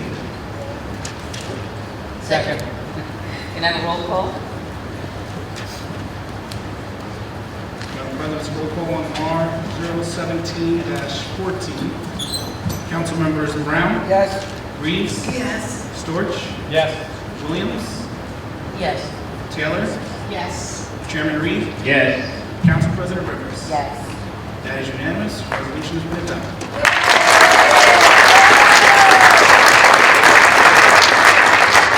Resolution R18-14, a resolution authorizing advice and consent for the reappointment of AJ as the city clerk for the City of Plainfield. Yes.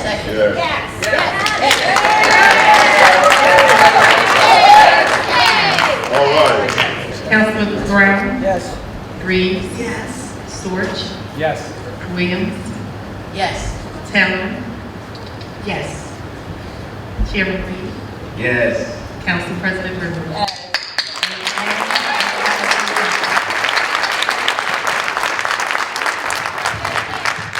Resolution R19-14, a resolution authorizing advice and consent to the reappointment of Diane Sherry as treasurer for the City of Plainfield. Second. Can I have a roll call, Mr. Clerk?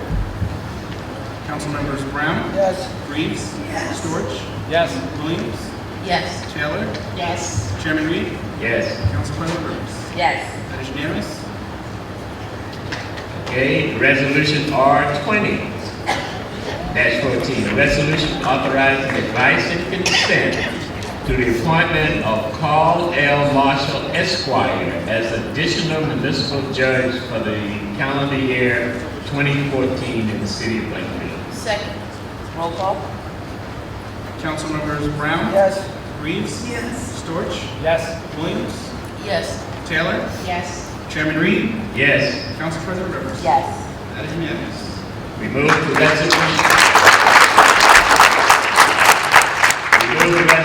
R21-14, resolution authorizing advice and consent for the appointment of Patricia Weston Rivero Esquire as an additional municipal court judge for the calendar year 2014 in the City of Plainfield. Second. Mr. Clerk, can I have a roll call? Roll call on resolution R21-14. Council members Brown? Yes. Reeves? Yes. Storch? Yes. Williams? Yes. Taylor? Yes. Chairman Reed? Yes. Council President Rivers? Yes. That is unanimous. Resolution has been adopted. I offer resolution R22-14, resolution authorizing advice and consent to the appointment of Anita E. C.S. Hill Esquire as a municipal court prosecutor for the City of Plainfield for a period of 1 year, effective 1/1/2014 to 12/31/2014. Second. Have a roll call? Council members Brown? Yes. Reeves? Yes. Storch? Yes. Williams? Yes. Taylor? Yes. Chairman Reed? Yes. Council President Rivers? Yes. That is unanimous. Okay, resolution R23-14, a resolution authorizing advice and consent to the appointment of Robert G. Wilson Esquire as municipal court prosecutor for the city of Plainfield for a period of 1 year beginning 1/1/2014 and 12/31, ending 12/31/2014. Second. Roll call, please. This is resolution 24. 23.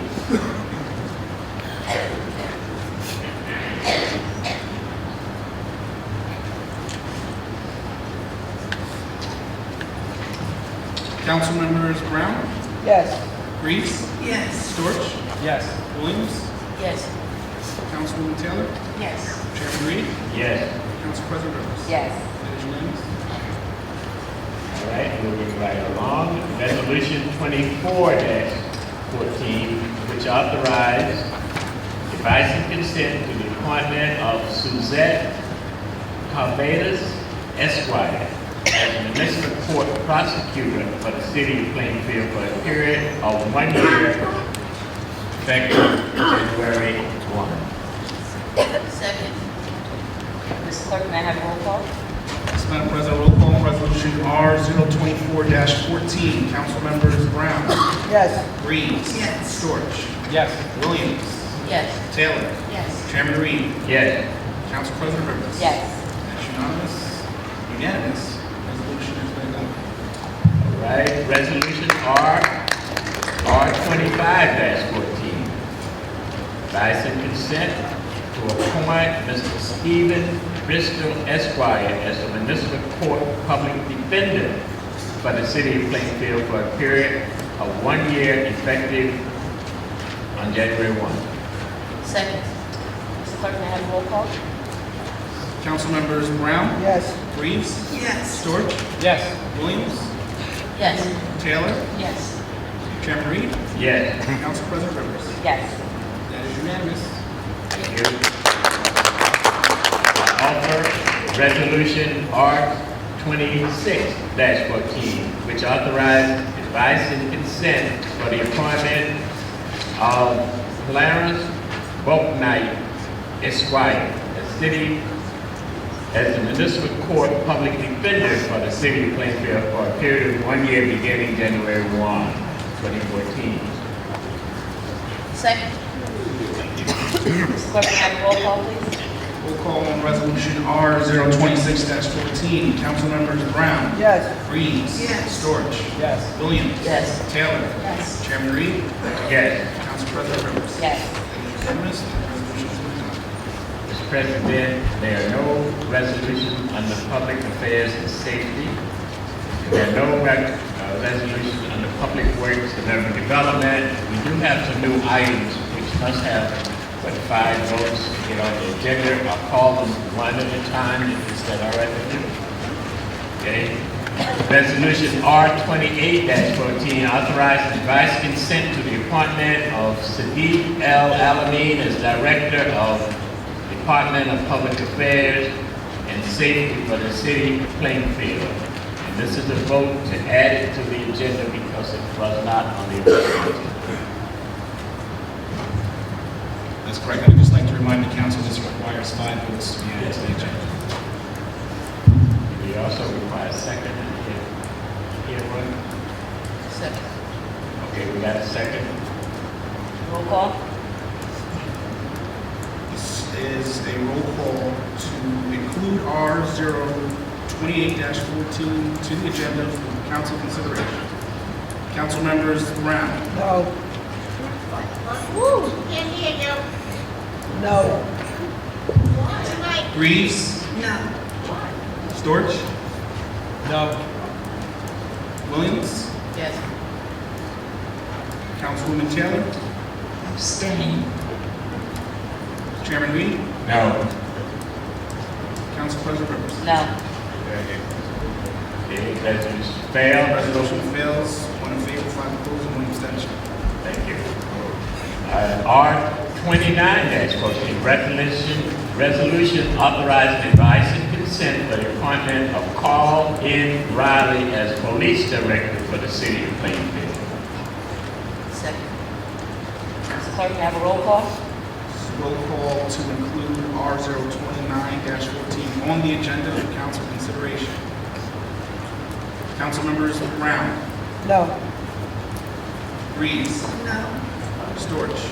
No. Williams. Yes. Councilwoman Taylor. Abstain. Chairman Reed. No. Council President Rivers. No. 1 in favor, 5 opposed, 1 abstention. Motion fails. I offer resolution R30-14, authorizing advice and consent to the appointment of Carlos Sanchez as Deputy City Administrator in charge of Economic Development for the City of Plainfield. Second. Mr. Clerk, may I have a roll call?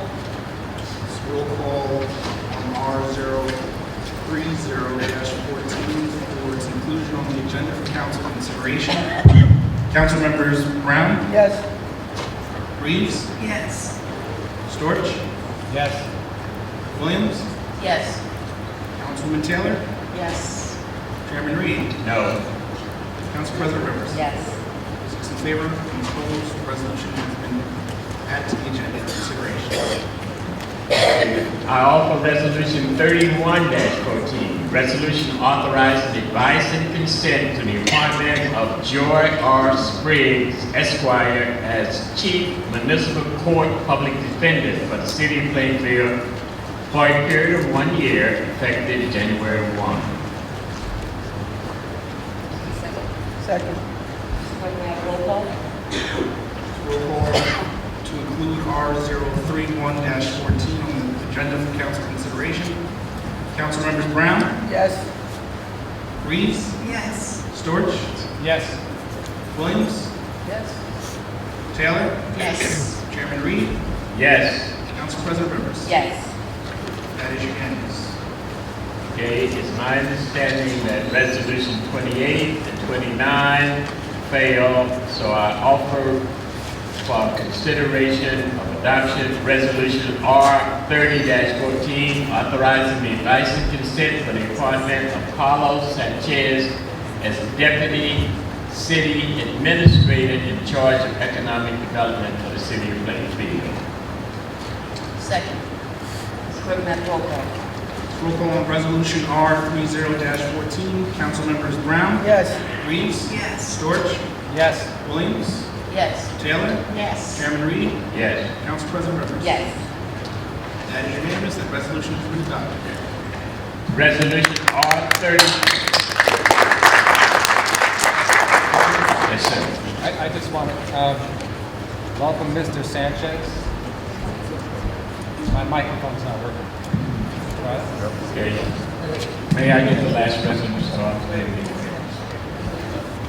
I want to point out that we desperately, sorely need economic development. And the person that we just appointed is going to bring us a lot of expertise.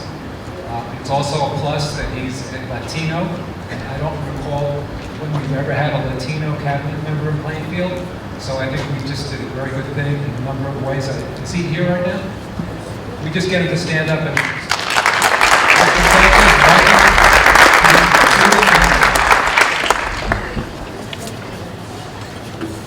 I offer resolution R31-14, which authorizes the advice and consent to the appointment of Joy R. Spriggs, Esquire, as the Chief Municipal Court Public Defender for the City of Plainfield for a period of 1 year, effective January 1.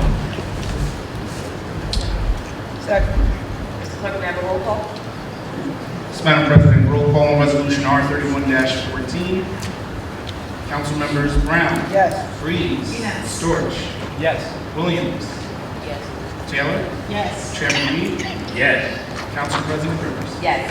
That is unanimous. The resolution has been adopted. Item 16 on the agenda is introduction of ordinance on the first reading, and none was submitted. And I turn it back to the President of the City Council, Mr. Reed. I'm going to turn it over to Mr. Storch for comment. Just, No. Well, while they're testing the mic, let me just say one thing. Regarding resolutions 28 and 29, just for the record, my no vote was simply not to add to the agenda at this time. It doesn't mean that these things can't be revisited. And I also want to mention that R29 relates to Carl Riley, who is currently the acting police director. And I want to say, speaking for myself, and I hope for the rest of the council, that we offer our full support of Mr. Riley in his position as acting police director. We do, sir. I just want to reiterate what my colleague said. We do plan on revisiting Carl Riley's position. Mr. Smiley? Yes, sir. I have one additional new item for the council's consideration. The temporary budget appropriation for the months of January to March 2014, prior to the adoption of the calendar year 2014 budget in accordance with state laws. Copy of that will be passed on to the council members.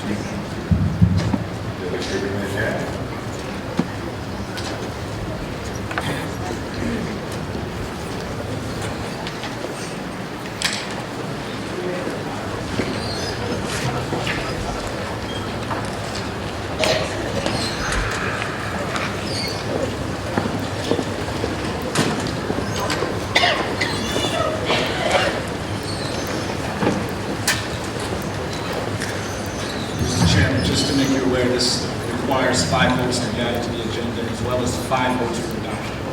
Thank you, Mr. J. We're going to take a half a minute to review this. Make a motion to suspend the normal business such that the council members can review this additional resolution before we vote on it. Just want a motion to recess for about 5 minutes so we can go over. This is our first time getting a copy of this budget. Second. All those in favor? Aye. Any opposed? Any abstentions? Motion carries. Okay, we have an item that needs to be added to the agenda. It's the resolution authorizing the adoption of the current fund temporary budget appropriation for the months of January through March of this year, and is prior to the adoption of the fiscal year 2014 budget in accordance with the New Jersey SA 48:4-19-1. And I need a motion, make a motion to add it to the agenda so we can consider it. I need a second. Second. All those in favor? Aye. Do I do a roll call? Roll call, please. Roll call to include Resolution R32-14 to the agenda for consideration. Council members Brown? Yes. Reeves? Yes. George? Yes. Williams? Yes. Taylor? Yes. Chairman Reed? Yes. Council President Rivers? Yes. It's unanimous. The resolution has been added to the agenda for council consideration.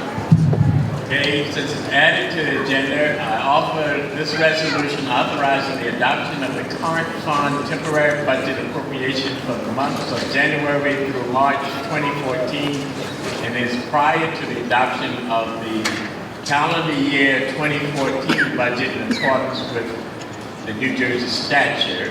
And I'd like, if it goes on, I'd like to make a comment before we vote. We have a second. Second. Roll call? No, I want to make a comment. There's 2 items on here. First of all, I didn't like particularly the way that this was introduced to us. We asked for it, we didn't get it. It has a myriad, in fact, it's 3 pages of money that we have to vote, totaling some $18,463,867.19. And now the executive session, we asked about this, and they said, oh, we didn't do it yet. And then we get this at the last minute. And the very first item I see on here is for the office of the mayor. Salaries and wages now is $188,000 whereas the whole office of the mayor last year ran for $102,208. They tell me that the $188 is for the 4-year salary, yet it's only a 3-month budget. If you go to the second item on here that I have problems with, Division of Economic Development, the salary and wages on this particular budget is $275,000, and the entire budget last year was $49,920. That doesn't make sense to me. I am, upset in a way that, and I know this is how politics work. You don't present something that you want to not present, and you get it passed. He knew that we had to have this. It's more important than some of the things that we did so far. This is a lot of information to consider. My proposal is to table this. Call a special meeting if you need to adopt it so that the city can still run. Make the adjustments to truly reflect a 3-month expenditure in those departments that are over the 26.25%, which is authorized. And what they're trying to do is take the full budget and say, well, we got a budget of 70 million and 18 is 26. That's not the way you do it, in my opinion, and I would not vote to approve this budget the way it is now. How many votes do we need, Mr. Clerk, to adopt this? 2/3 of the full majority, which would be 5 votes. Okay, so it's a problem to me. It's a problem to other people. And this is not the way you start the year off. This is all typed up nice and neat. I asked for it, and nobody had it. Oh no, we'll give it to you. This is the way you do it because to know it had to pass. My proposal is, and a motion is on the table. Yes, go ahead. Before you put that motion on the table. All right. Can I ask the city administrator to just give us a brief, please, explanation, or the corporation council, someone, quick overview. Yes. Certainly, I can speak to the budget. A temporary budget is required in order to pay any of the outstanding debts in the city. That includes, payments to contractors, payroll, all city expenditures can only be made if the temporary budget is adopted. Now, that budget is constrained, though, by last year's budget, and that this temporary budget must be 26.25% of the prior year's budget. So that basically is the lay of the land when it comes to the temporary budget that's in front of you. That's what this is, yes. 26% of the total budget, or 26% of that office line item? It is not a requirement by law that we go by this particular department or office. It is a requirement of law that the entire temporary budget that is in front of you is 26.25% of the prior year's budget, which was adopted by council.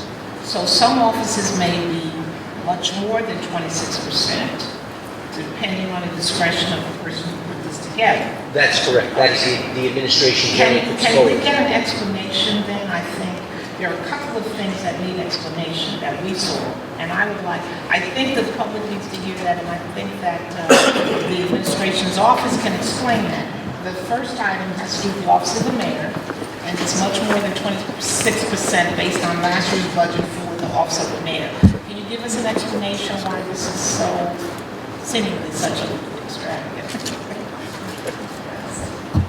The statute, as I attempted to explain to the governing body, and as the Corporation Council just explained, requires that the introduced temporary budget can only be 26.25% of last year's budget. It doesn't require that each line item be 26.25%. That is a discretion that is left to the administration.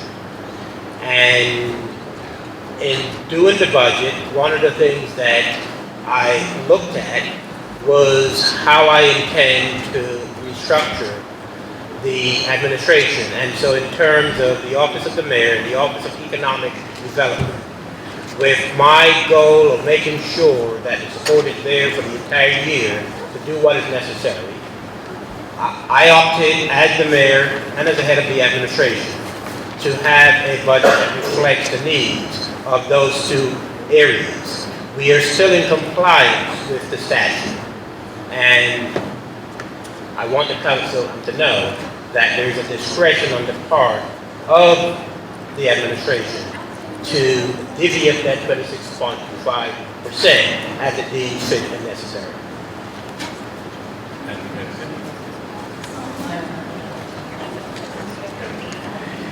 I hear what you're saying, Mr. Mayor, and I'd like to see and have that statute interpreted other than our corporation council, because I just don't think that you got $188,000 in here, and we say this is a 3-month budget, you can spend that in 3 months. You got $275,000 out of $49,000 budget from last year.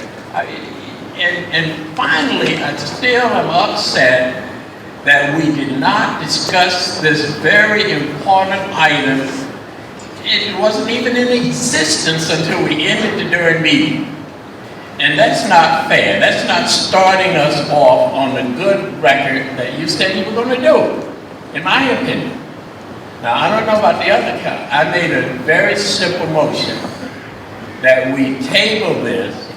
You come back with a corrected budget for the 3 months that you're going to spend, and we can call a meeting in how many days we need to advertise it?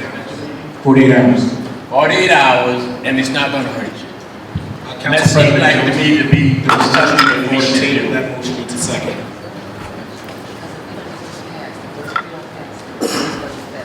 So I know there's a motion on the table, and usually with the motion on the table, if no second, it fails. I need to ask a question before somebody says it. Let's just hear from, I'm not sure who, but one of our officials, what's the consequence of our not passing this budget tonight? Right. Because I assume that means that we can't take any bills until we pass the budget. So how long is it going to take us if we table this? 48 hours. We can advertise a meeting in 48 hours? I would defer that question to the corporation council. Could you say the earliest date that we could have a meeting to settle this? If we do not adopt a temporary budget, we cannot meet our obligations. That's 3 days, fair to do. could we do it in 3 days? Well, certainly you have that right, but we hope to answer your questions this evening to get to a vote on the temporary budget. As you guys can see, this is not going in the way that it should go. You have 3 council members that are not in favor of this budget. We need 5. Who are the 3? Who's not in? I'm 1. 2. And Councilman Reeves. They need some explanation, so we can get them, what can administration do to get your support on this budget? The administration, in my support, can come with it fairly, openly, and with the actual 3 months of expending in each of these departments is necessary. Some that is 3 months and some that is. And my proposal says, okay, you got to have a budget, call a special meeting, and you've got 48 hours advertisement. If you advertise it tomorrow, and the next day, we can meet the following day, which would be Tuesday, Wednesday, we can meet Thursday. And it's not going to hurt the city. Take that long to write. So understand one thing that you guys know, that if we don't pass this budget, and correct me if I'm wrong, we shut down? That's correct. We will not be able to make payroll. You should not as of when? Immediately. Tonight. Yes. So we have How will we pay the city for the first 6 days anyway? City employees will not get paid. That's not what you said, sir. Now you're changing what you said. No, it's absolutely, we cannot have any obligation of the city. You said within the 3 days, the 48 hours, there could be another meeting which we could then fix this. Okay. If it were How done. is that going to affect somebody tomorrow? That's what I'm asking. Is that going to mess up I do not know when the next payroll will be called in. I do not know when the next payroll. Someone on administration, the business manager, do you know? Over here, over here. I'm sorry, order. You want me to speak? We have somebody from payroll. Who's over there? Who's back there? That's our CFO. I'm not suggesting that you not pay your payroll. You're not paying anybody until Friday anyway, are you? Is that the devil's day? And if you pay your payroll, correct this budget for just 3 months, you got it. It just seems like to me a special meeting on Thursday. Council President, you have the CFO in attendance, have you heard? Come to the mic. It's offensive, the obstructionism. Oh, please, for God's sake. Order. Order. You obstructed this yourself. So don't Councilman Reed, order. I'm gonna have you adjourn so that we can get council members in order. Is it okay for me to speak? Yeah, we do have payroll this week. Can you hear me? No. Speak into the mic. Need a mic, please.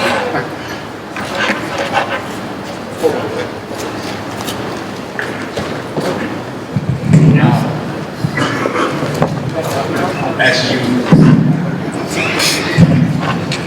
All right, yes, Clay Cullen, I'm the city CFO. We do have payroll this week. Payroll will be on Thursday. Obviously, everyone here, the governing bodies has to make whatever decisions they want. We're not going to be able to, we're going to have some idea, really tonight, in order for us to process payroll in, it's payroll of the city. People have their garnishments, everything at play here. So, it's not something that we can just, pull out of the hat. So, payroll would be submitted tomorrow morning, and, we're able to do it with you're going to have direct deposits sitting on Thursday morning. So, if it doesn't get approved tonight, we're going to have to put a block in all that. Now, can we adjust this budget to make it correct tonight? Instead of doing 188,000, we reduce it to 26% of last year's budget. Can we do that? Can you make adjustments to this budget at this present time? I think that would be an amendment that would have to happen from administration.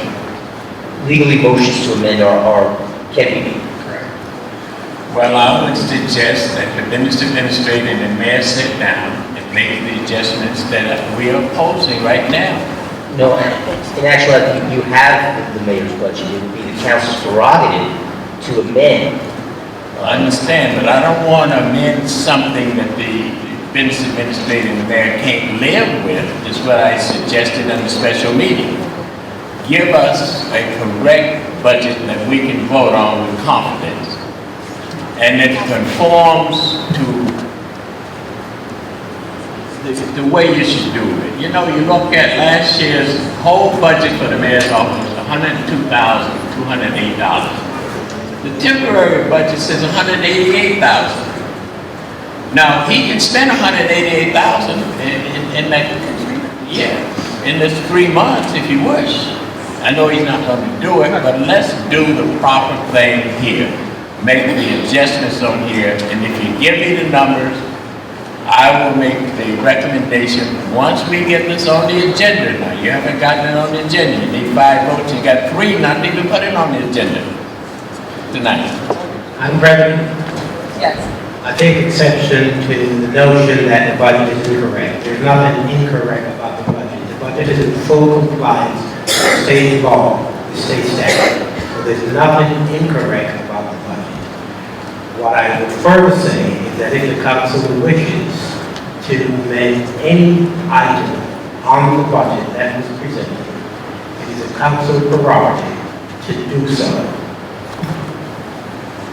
Short of that, I say adopt the budget as it was presented.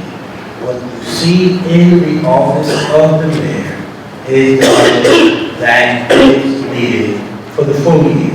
If the council doesn't want to do that, the council can adjust that by any number it chooses. But the budget is not incorrect in any form, shape, or fashion. It it complies totally with state law.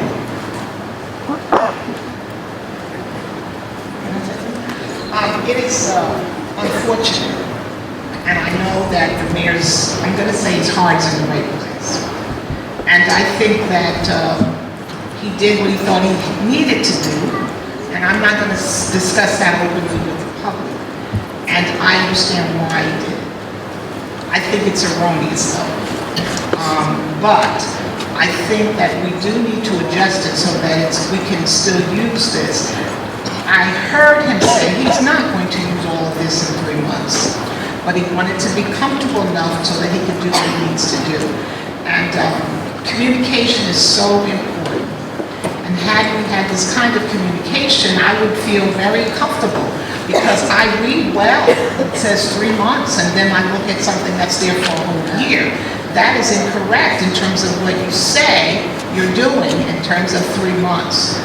Even if it was beyond 26% for the office of the mayor, I had no problem with that. I know what he's trying to do, so that would be fine.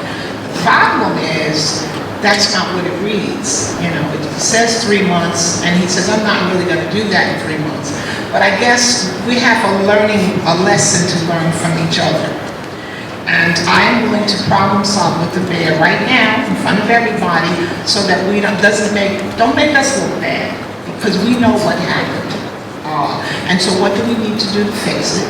If you're saying, I won't fix it, you have to take it out if you want, that is not playing, that is not working with us in terms of respectful.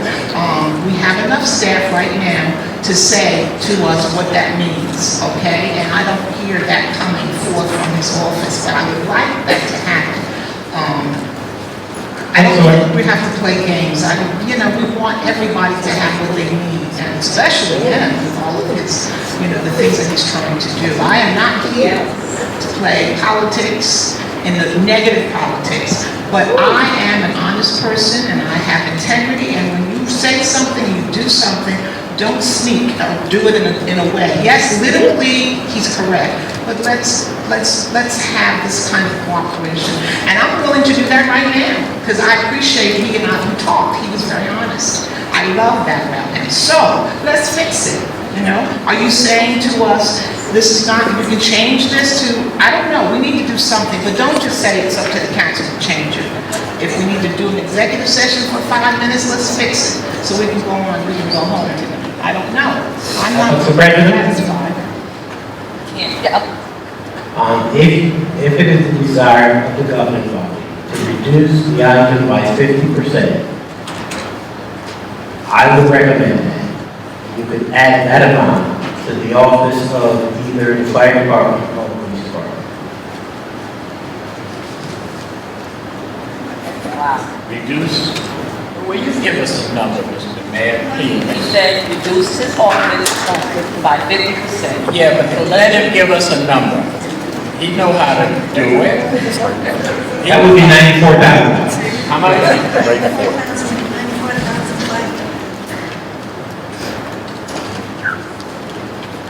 And what about the other one? 275 you have in there? Again, as the Office of Economic Development, which reflects 1 year, the same pay, the same treatment you can apply. How much, what's the number? I understand 50%, but give us a number. Calculate. I understand it. I understand it, but I need it from the administration.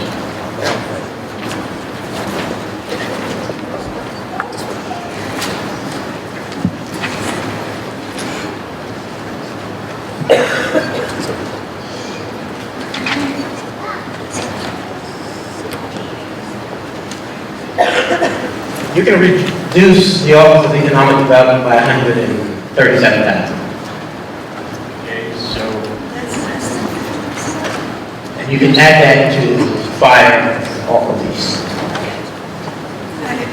Again, what would that number be? 137,500. 137,500. Okay, now, those adjustments, I don't know if we had any. Okay, so we're reducing 137,500 and 94 for that is 94,000.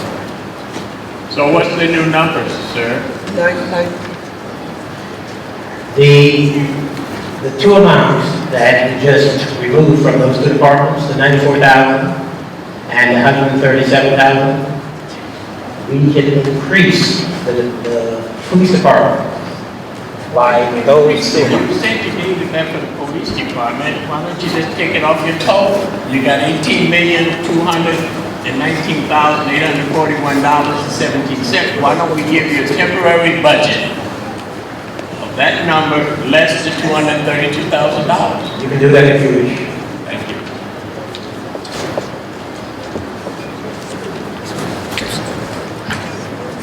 But Council Chairman and President, that actually has to be done by motion.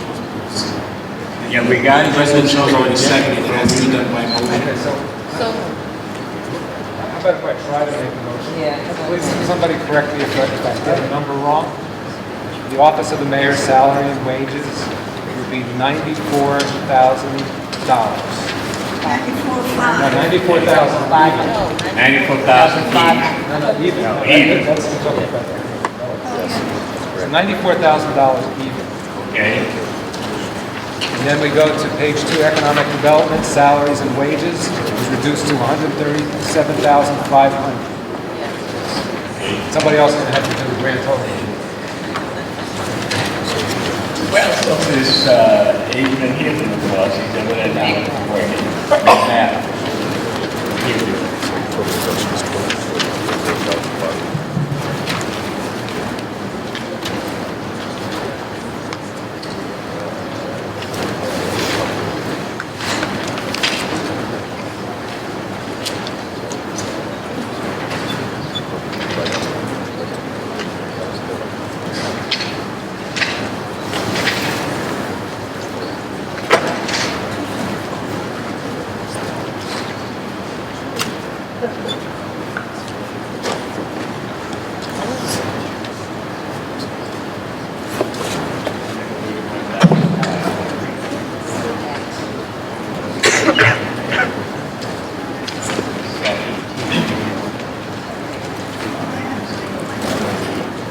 That would change the total to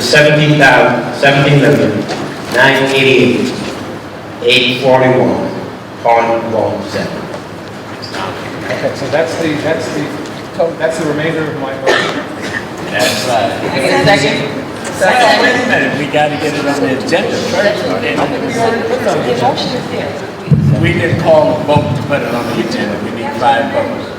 Yes, Chairman, the motion to add that to the agenda had already taken place. It's on the agenda. It was moved and seconded. It was tabled. The motion to table didn't receive a second, so that failed. Now there was a motion to amend. We need a second on that motion to amend. Mr. Clerk, can I have a roll call? This is a roll call on the amendments, which were read to by Councilman Storch. Council members Brown? Yes. Reeves? Amendment is for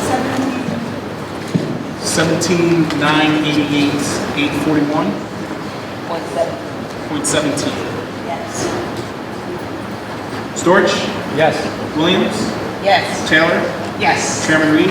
Yes. Council President Rivers? Yes. Now the resolution has to be adopted as amended. Okay. I call it resolution authorizing the adoption of the current fund temporary budget appropriation for the months of January through March 2014 prior to the adoption of the calendar year 2014 budget and the $17,988,841.17. Okay, I need a second. Second. Council members Brown? Yes. Reeves? Yes. Storch? Yes. Williams? Yes. Taylor? Yes. Chairman Reed? Yes. Council President Rivers? Yes. That's unanimous. That resolution has been adopted. Thank you. May I make a suggestion to you, Mayor? Please, of these type of resolutions, present them so we can discuss it officially in what we appropriately please. You know this is wrong. Councilman Reed. May I have a motion to suspend the regular order of business to swear in the newly elected officers? So moved. Second. All those in favor? Aye. Any opposed, any abstentions, motion carries. I would ask that any appointed new official at this time please step forward to take the oath of office, starting with Judge Carl Marshall.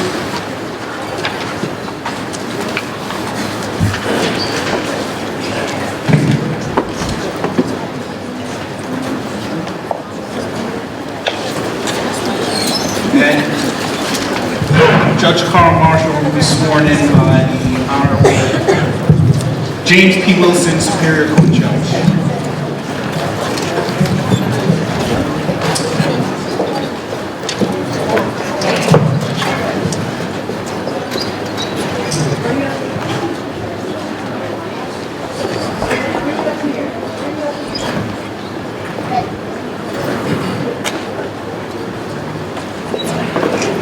Repeat after me. I state your name. Carl L. Marshall, Solemnly swear that I will faithfully, impartially, and justly perform all the duties of the office of Additional Municipal Court Judge for the City of Plainfield, according to the best of my ability, so help me God. I do further solemnly swear that I will support the Constitution of the United States and the Constitution of the State of New Jersey, and that I will bear witness truth, faith, and allegiance to the same, to the governments established in the United States and in this state, under the authority of the people, so help me God. Congratulations, Judge.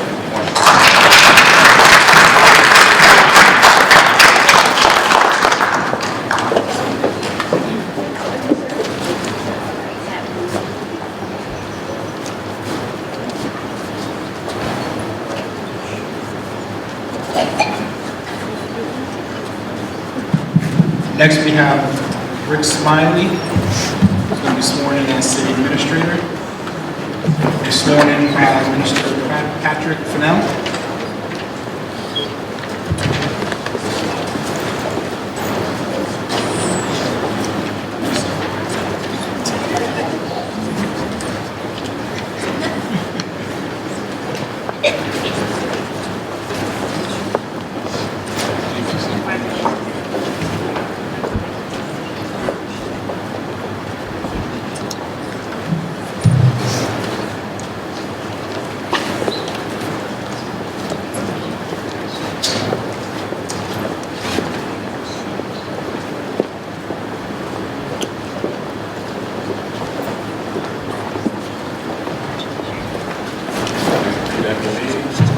I state your name. I, Ricky Alex Smiley, Solemnly swear that I will faithfully, impartially, and justly perform all the duties of the office of City Administrator for the City of Plainfield, according to the best of my ability, so help me God. I do further solemnly swear that I will support the Constitution of the United States and the Constitution of the State of New Jersey, and that I will bear true faith and allegiance to the same, to the governments established in the United States and in this state, under the authority of the people. So help me God.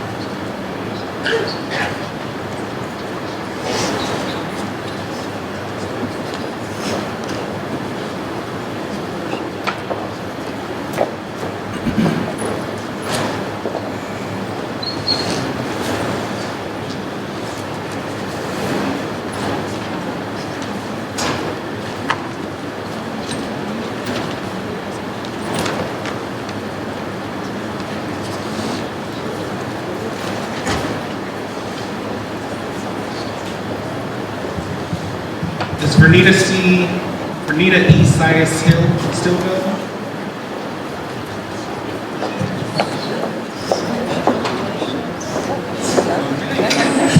Vernita's going to be sworn in as the Chief Municipal Court Prosecutor for the City of Plainfield.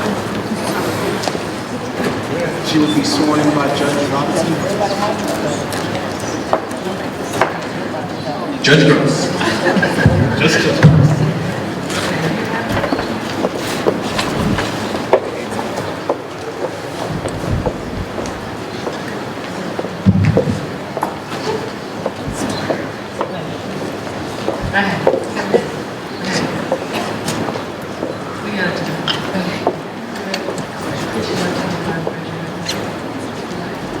I state your name.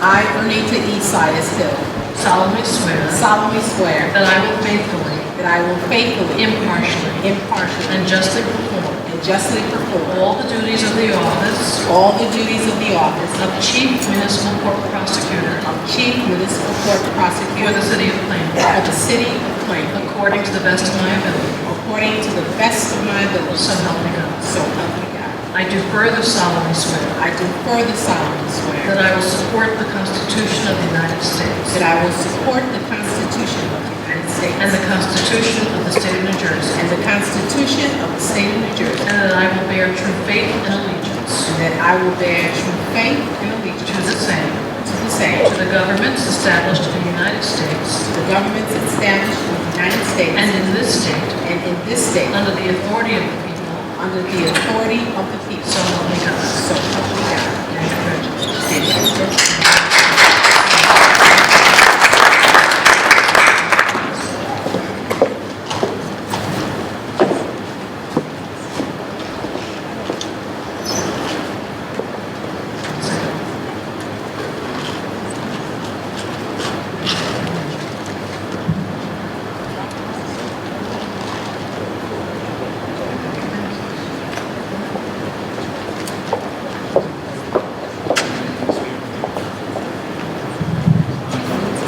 Finally, we have Ron West.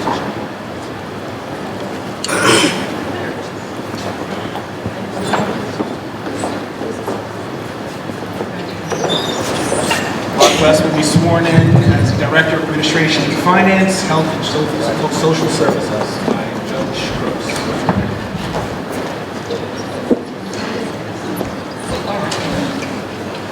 All right, I state your name. I, Ronald E. West, Solemnly swear solemnly swear that I will faithfully, impartially, and justly perform all the duties of the office the duties of the office of Director of Administration and Finance, Health and Social Services for the City Director of of Plainfield, Administration, Finance, Health and Social Services for the City of Plainfield, according to the best of my ability. according to the best of my ability. So help me God. So help me God. I do further solemnly swear Further solemnly swear that I will support the Constitution of the United States that I will support the Constitution of the United States and the Constitution of the State of New Jersey, the Constitution of the State of New Jersey. and that I will bear true faith and allegiance I will bear true faith and allegiance to the same, to the same, to the governments established in the United States established in the United and States in this state, and in this state, under the authority of the people, under the authority of the people. so help me God. So help me God.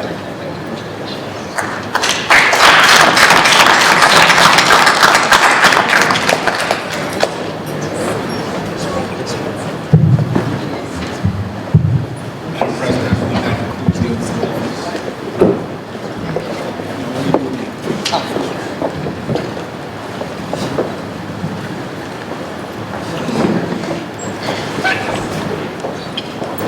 Can I have a motion to return to regular business?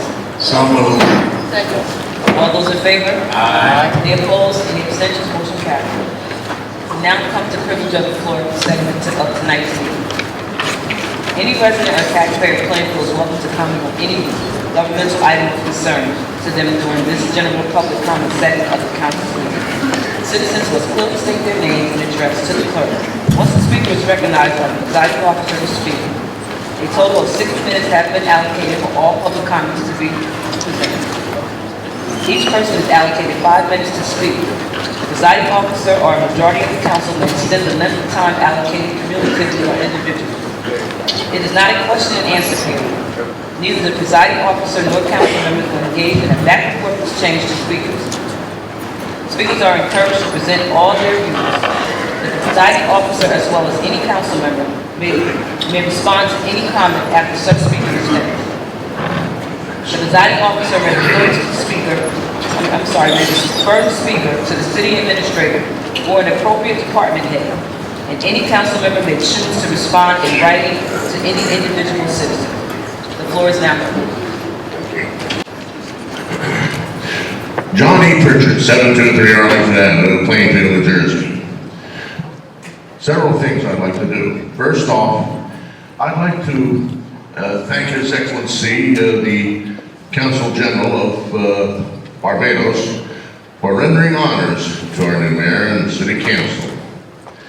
Secondly, I'd like to urge the members of the City Council to pass a resolution that is supportive of our armed forces and the men and women who serve in them.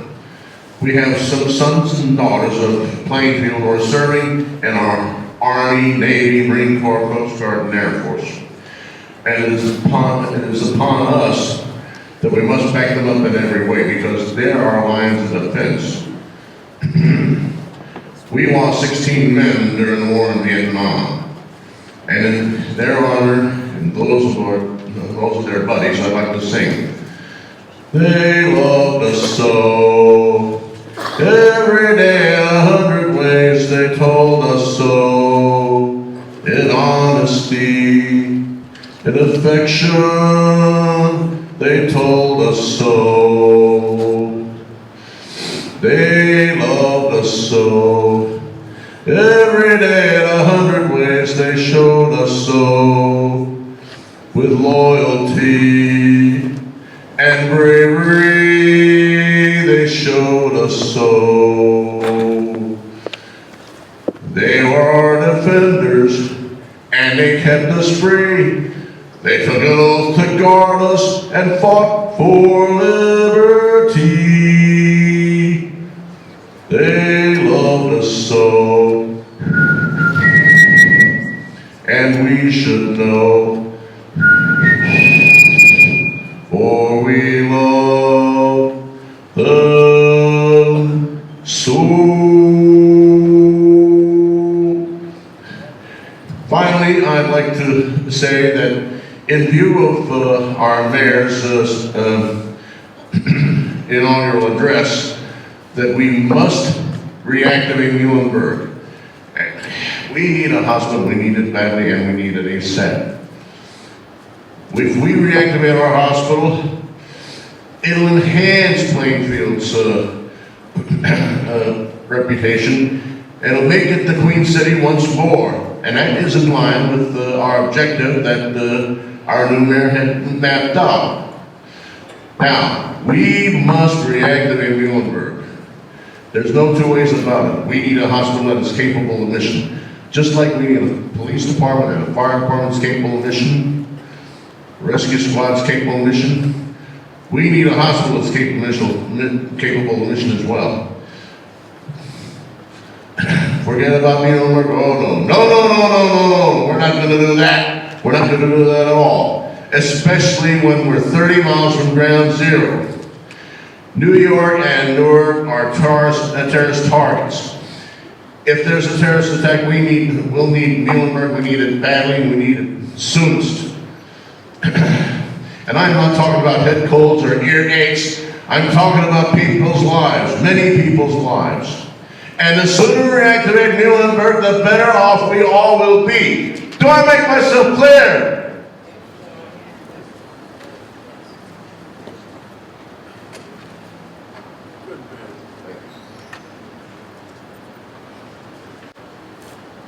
Good evening, City Council. My name is Dan Dunn. I reside at 1095 Kenyon Avenue, Plainfield, New Jersey.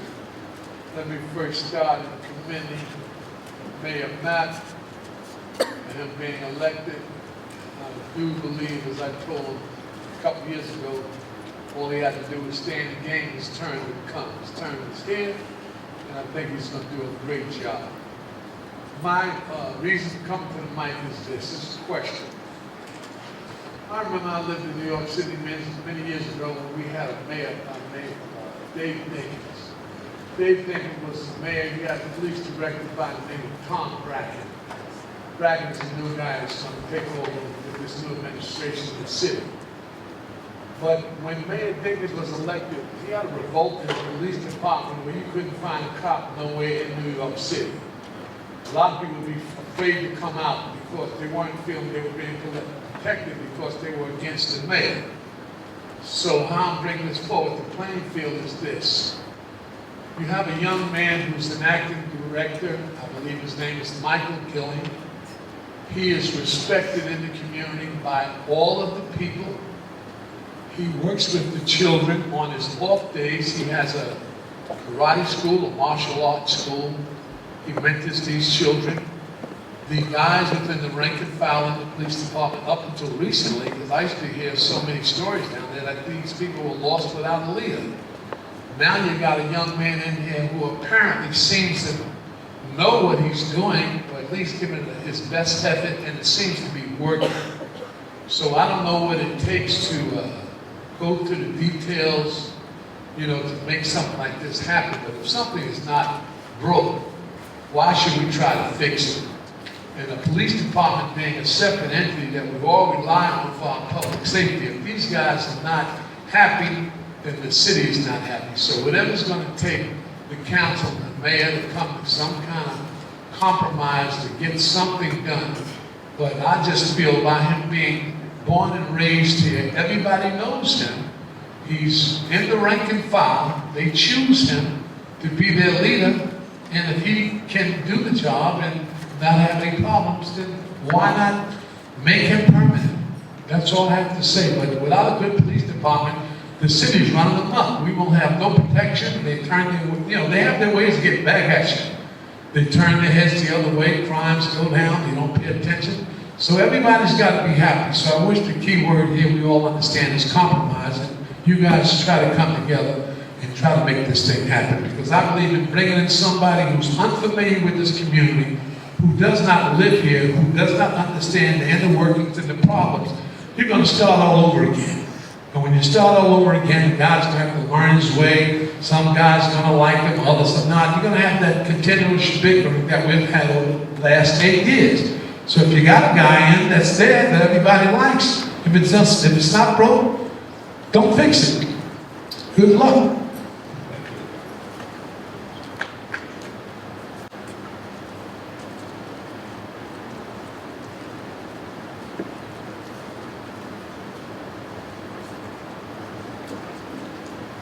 I'm Johnny Boo from Cal 414 Randolph Road. I want to congratulate the mayor and the council for working out a compromise, well articulated and thought out on this budget thing. I think that that is an omen, hopefully, of cooperation to come. I do want to say, however, that I'm very disappointed that this budget proposal was not made available to the council and to the public before it was considered. And I hope that that will not happen again.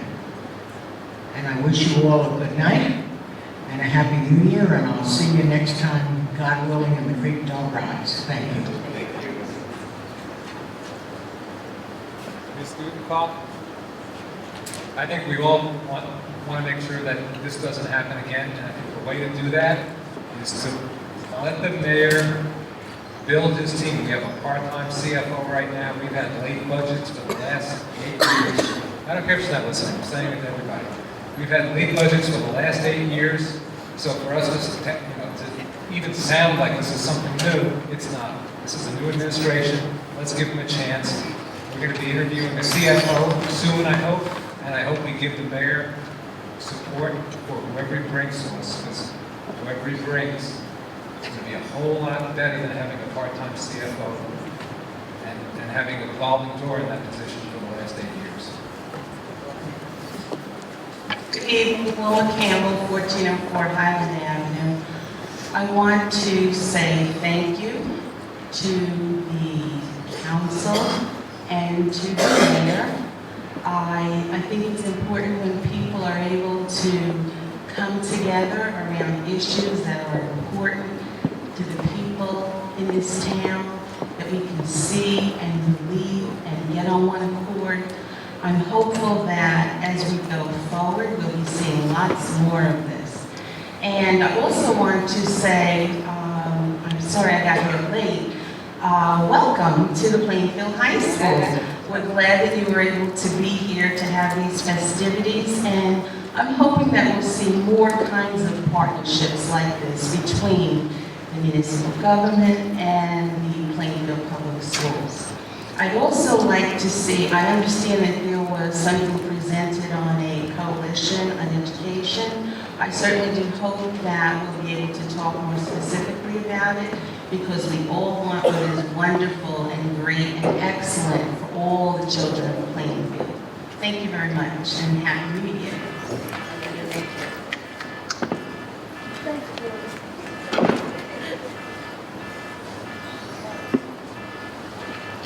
Ken Reed, Plainfield Police.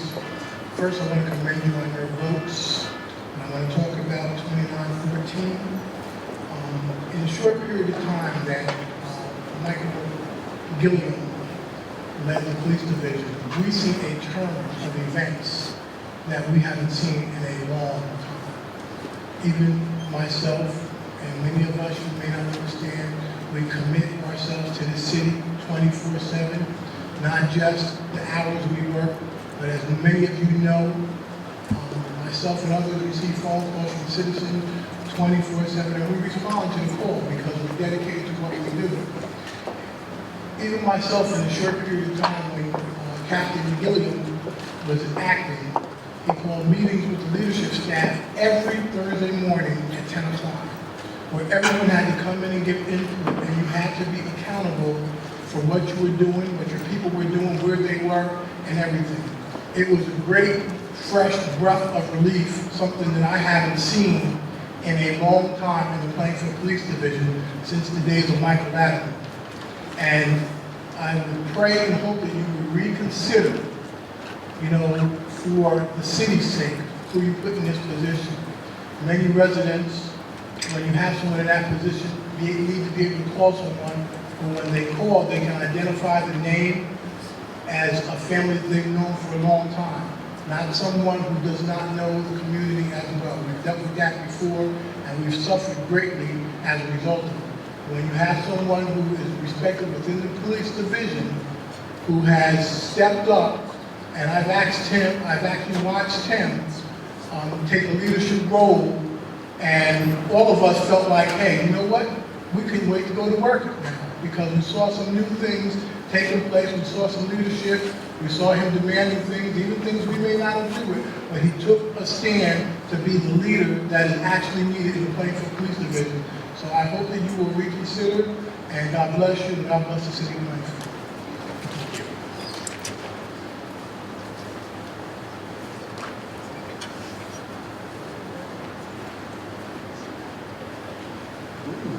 Good evening. Good evening. All right, that's what I'm talking about. There's some energy in here.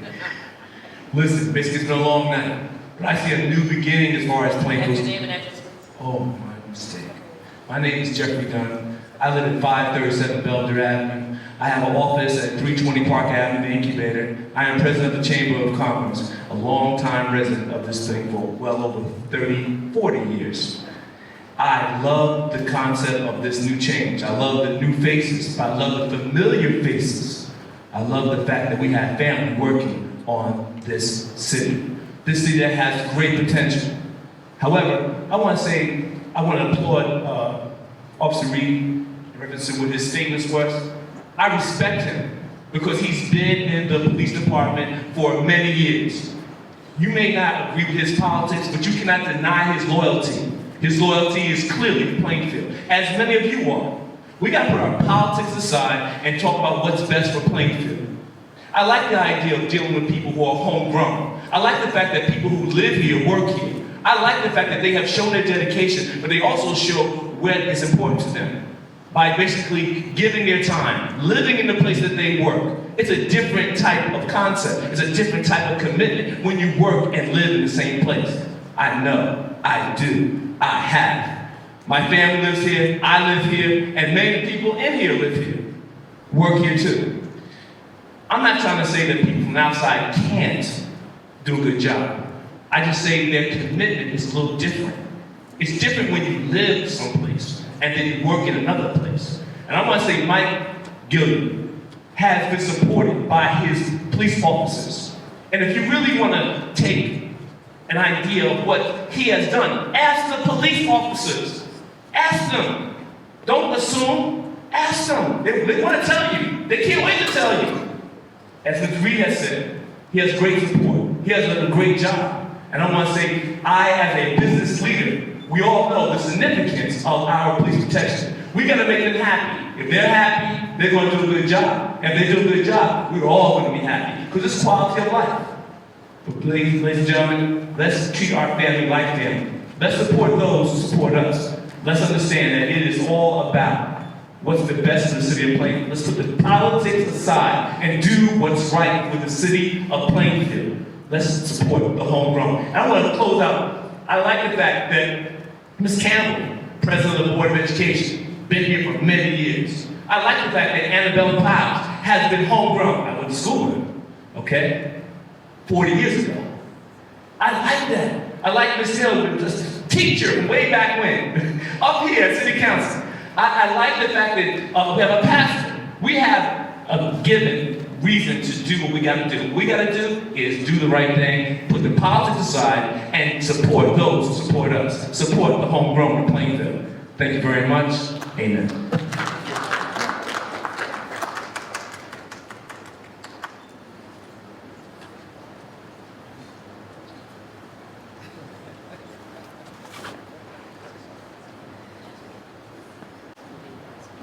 My name is John C. Campbell. I reside at 1404 Highland Avenue in this fine city. I'd like to congratulate the mayor, the Madam President, council person, Gloria Taylor. And I really admire the enthusiasm that Mrs. Taylor brings to this group. She's a very fair person. I've known her a long time. And I thought about her late husband tonight when this compromising was going on, this discussion. And I looked over and I saw Judge Joan Gross, which was an appointee of the late Mayor Taylor. And I tried to count how many mayors she survived. So I ran out of I was doing it on my fingers. I ran out of one hand, and I couldn't remember them all. But I know it was at least 5 that she survived, and she's did a good job then, and she's doing a good job now. Now, I'm very impressed with the new administration and the excitement. Plainfield's been on the map for the last few days. I mean, we've enjoyed some nice festivities, and if this is an example of what's yet to come, Plainfield's going to be in great shape. And last, I recall Councilperson Taylor, when she was involved in the school system, and then she had a program called Healthy Mothers, Healthy Babies, and it was a real fine program. And I had the pleasure of serving under the leadership of her husband. And what I'm about to say is that he was a very compromising man. He rode the donkey, and I was on the elephant. But the first thing Rick told me when I was sworn in, it doesn't matter whether you ride the donkey or the elephant as long as you get through the jungle. So I've always remembered that, and Rick would say, let's go to Trenton. Because I said, why we going to Trenton? He said, that's where the money is. He said, look, we're going to get some money for healthy babies. We're going to get some money for healthy mothers. We're going to get some money for the arts. We're just going to court the government. And as a result, he got $2 million for the King Brown Auditorium in Grand Avenue Community Center. And he said, another time, let's go back to Trenton. Because Governor King is an arts man. So we're going to have Noah Corn, we're going to have Eddie Murphy, and all the artists here. So we're going to have a moving art show. And he did. And I'm saying that's the result of the art of compromise. I mean, it doesn't matter if it's Republican dollars or Democratic dollars, as long as they're green, you know, we certainly can use them in Plainfield. And we were able to work together, which I believe that this administration is going to do, and brought about the urban enterprise zone. We turned down for the urban enterprise zone. And also the Abbott district. So working together, we can accomplish a lot. And right now, Plainfield can use a lot. Thank you and have a very blessed new year.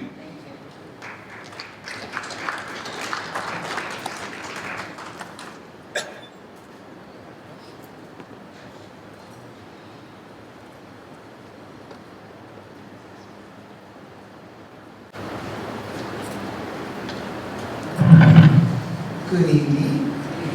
My name is Fahima El Amin. I'm at 315 Summer Avenue, Plainfield. I'd like to say congratulations to our new mayor and his administration, and congratulations to the council persons who were recently elected. Okay. Yes, is that better? Okay. Did you hear? I said congratulations to your mayor. And for the council members, congratulations to you newly elected council members. I think I need to hold this. Tonight, I listened to Assemblyman speak, and he talked about supporting the mayor, the council and mayor working together. He's a new mayor. He was elected by the people to serve the people. I hope that as council members, you can give him the opportunity to appoint the people that he'd like to serve on his cabinet. I hope that you have conscience enough to do that. Give him the opportunity. I know we all want what we want, but the people elected this mayor. I am one of those people, and some of you probably voted for him. I hope that you have the courage to support him. I used to sit in your seat some time ago, and I remember always having to keep myself motivated by reading good, positive things. And one of the things I remembered that really stood out in my mind was, and I'm going to quote it for you, we are elected by the people to serve the people. They trust us when they elect us to serve them, not to serve any other individual but the people. Because we voted for you, that means we must have some trust in you. We trust you to serve this mayor. We trust you to have good character. Give him an opportunity to bring the people that he would like to come in to serve the city that he was elected to serve. Could you at least give him that? Let him serve the people that he was elected to serve. We will be very happy with that. I thank you so much. I wish you all a good year. I hope that you all have a good conscience about how you're voting on his appointments. Thank you so much.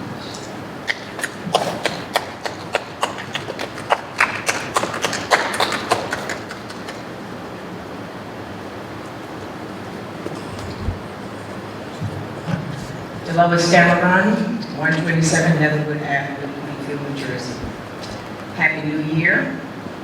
Congratulations to Mayor Matt, to those on the council that were re-elected, and all the elected officials. Congratulations. I'm here to voice a concern. First, someone asked me a question. They said, Dee, what are your plans for 2014? My response was, leave everything behind that leads to nowhere. We have chosen a new mayor, and I believe that his heart is in the right place. At least I hope it is. And we have also chosen some new council members, and I hope their heart is in the right place as well.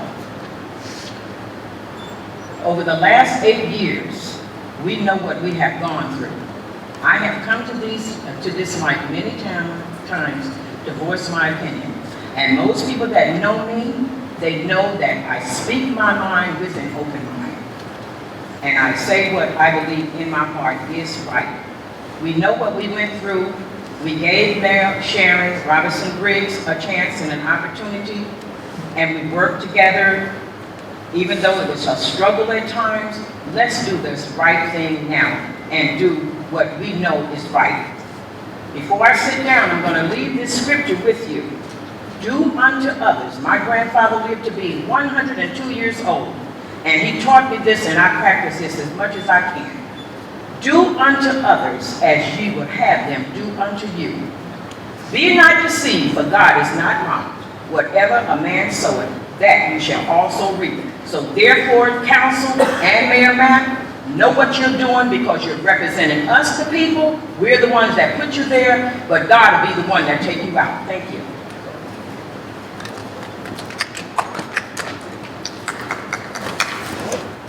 I move that we close the public comment.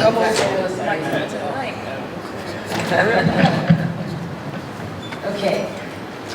Apartment Suite Pile, 1414 Highland Ave, Plainfield, New Jersey.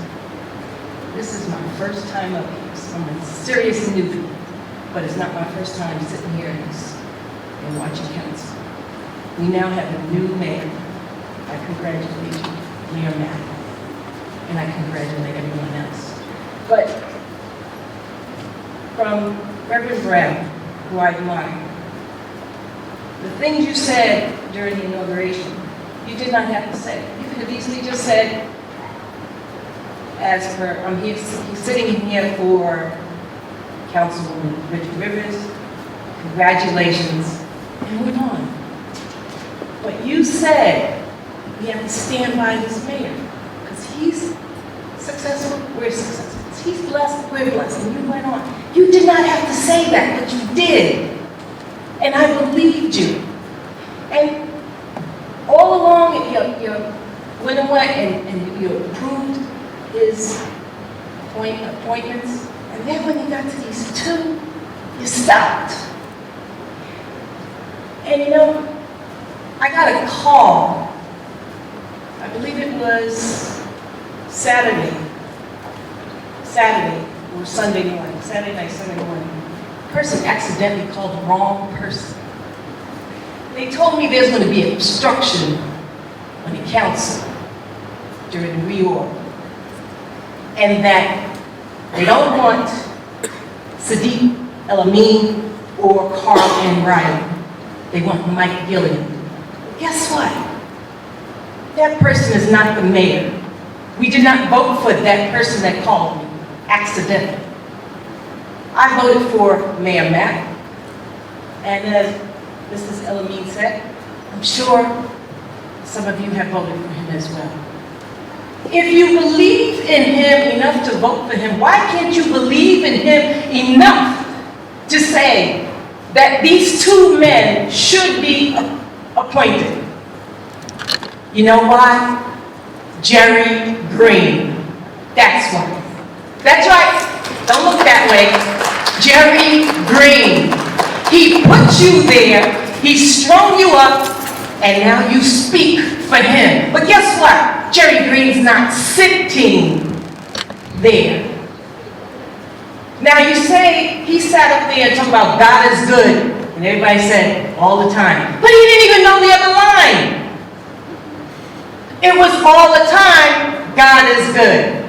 You know why? Because he's a phony. And he is the one that's doing this obstruction. I wish he was sitting there right now, but of course he had to go home. He sat there to make sure you guys said what he told you to say. Now, Reverend Brown, I seriously admire you.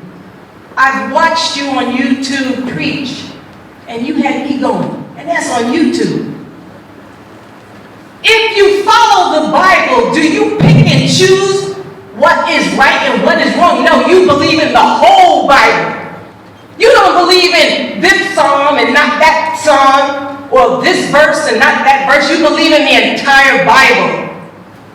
So if you believe in, and sorry to put you that high up, Mayor Matt, but if you believe in Mayor Matt, why can't you believe in Sadiq El-Amin or Carl Riley?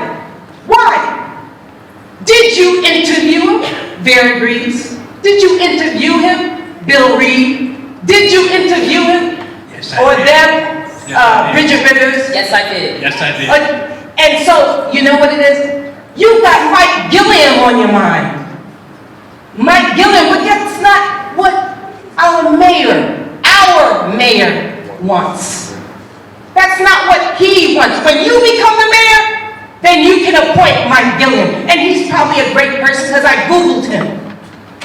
Now I'm going to tell you a story that not even Mayor Matt knows. But he's going to know it tonight. My son was shot and killed. I lost my son at 26 years old. Now they over here talking about Mike Gilliam. Well, yeah, guess what? I'm on the receiving end. My son was shot and killed. And do you know who came to my door to tell me? Carl Riley. Carl Riley came to my house to tell me that my son was hit in the head. He didn't tell me he was killed yet. I had to go all the way to Newark.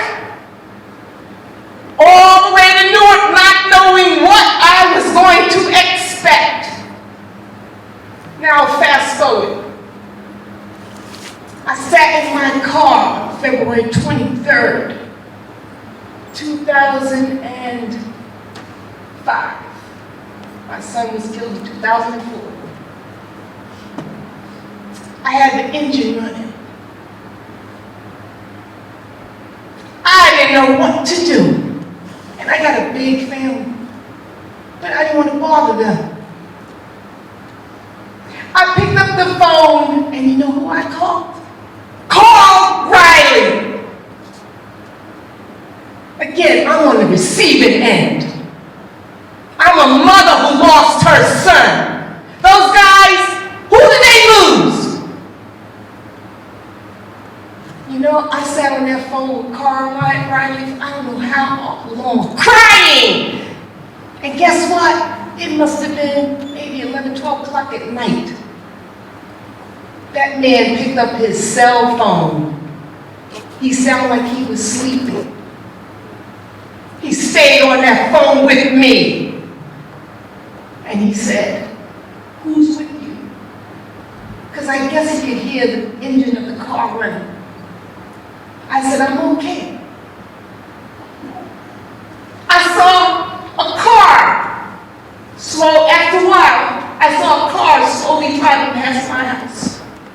And he said, "Do you want somebody to come with you?" And I said, "No." Because I wanted to kill myself. Because I could not live without my son. I have a motion to extend the... Second. All those in favor?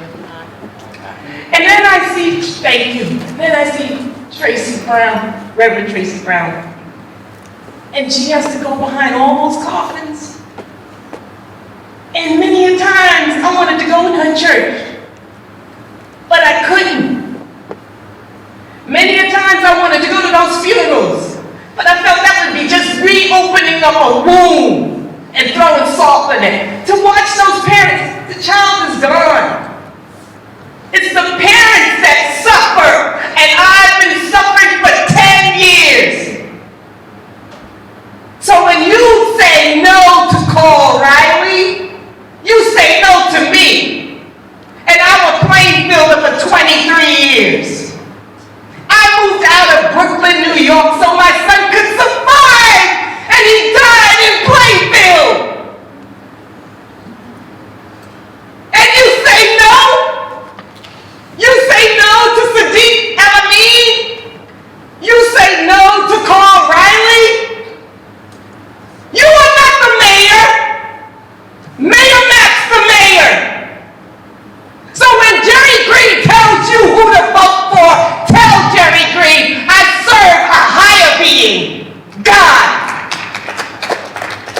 That's all I have to say, and thank you.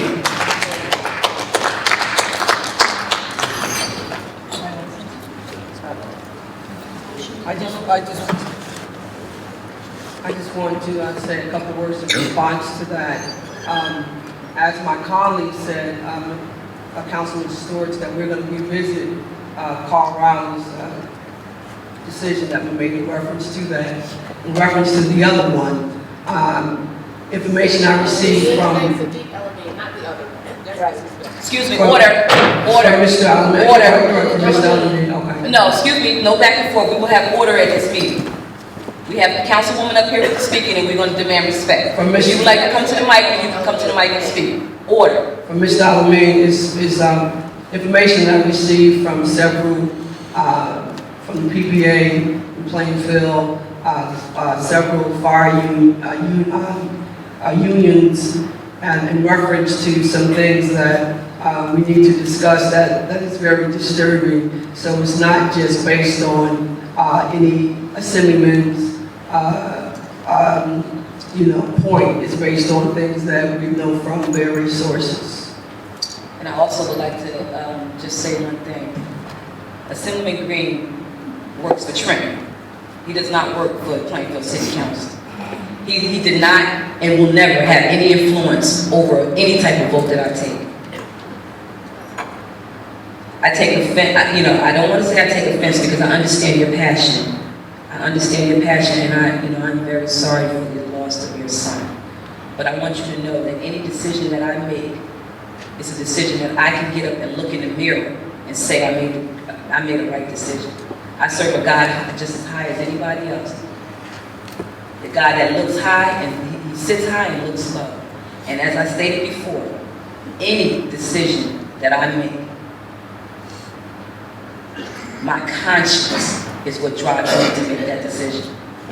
I take strong offense to anyone. I understand I was in Aruba for 5 days. I just got back last night, and I understand that I was on the blog and I was on Facebook about an assemblyman directing me and telling me who to vote for.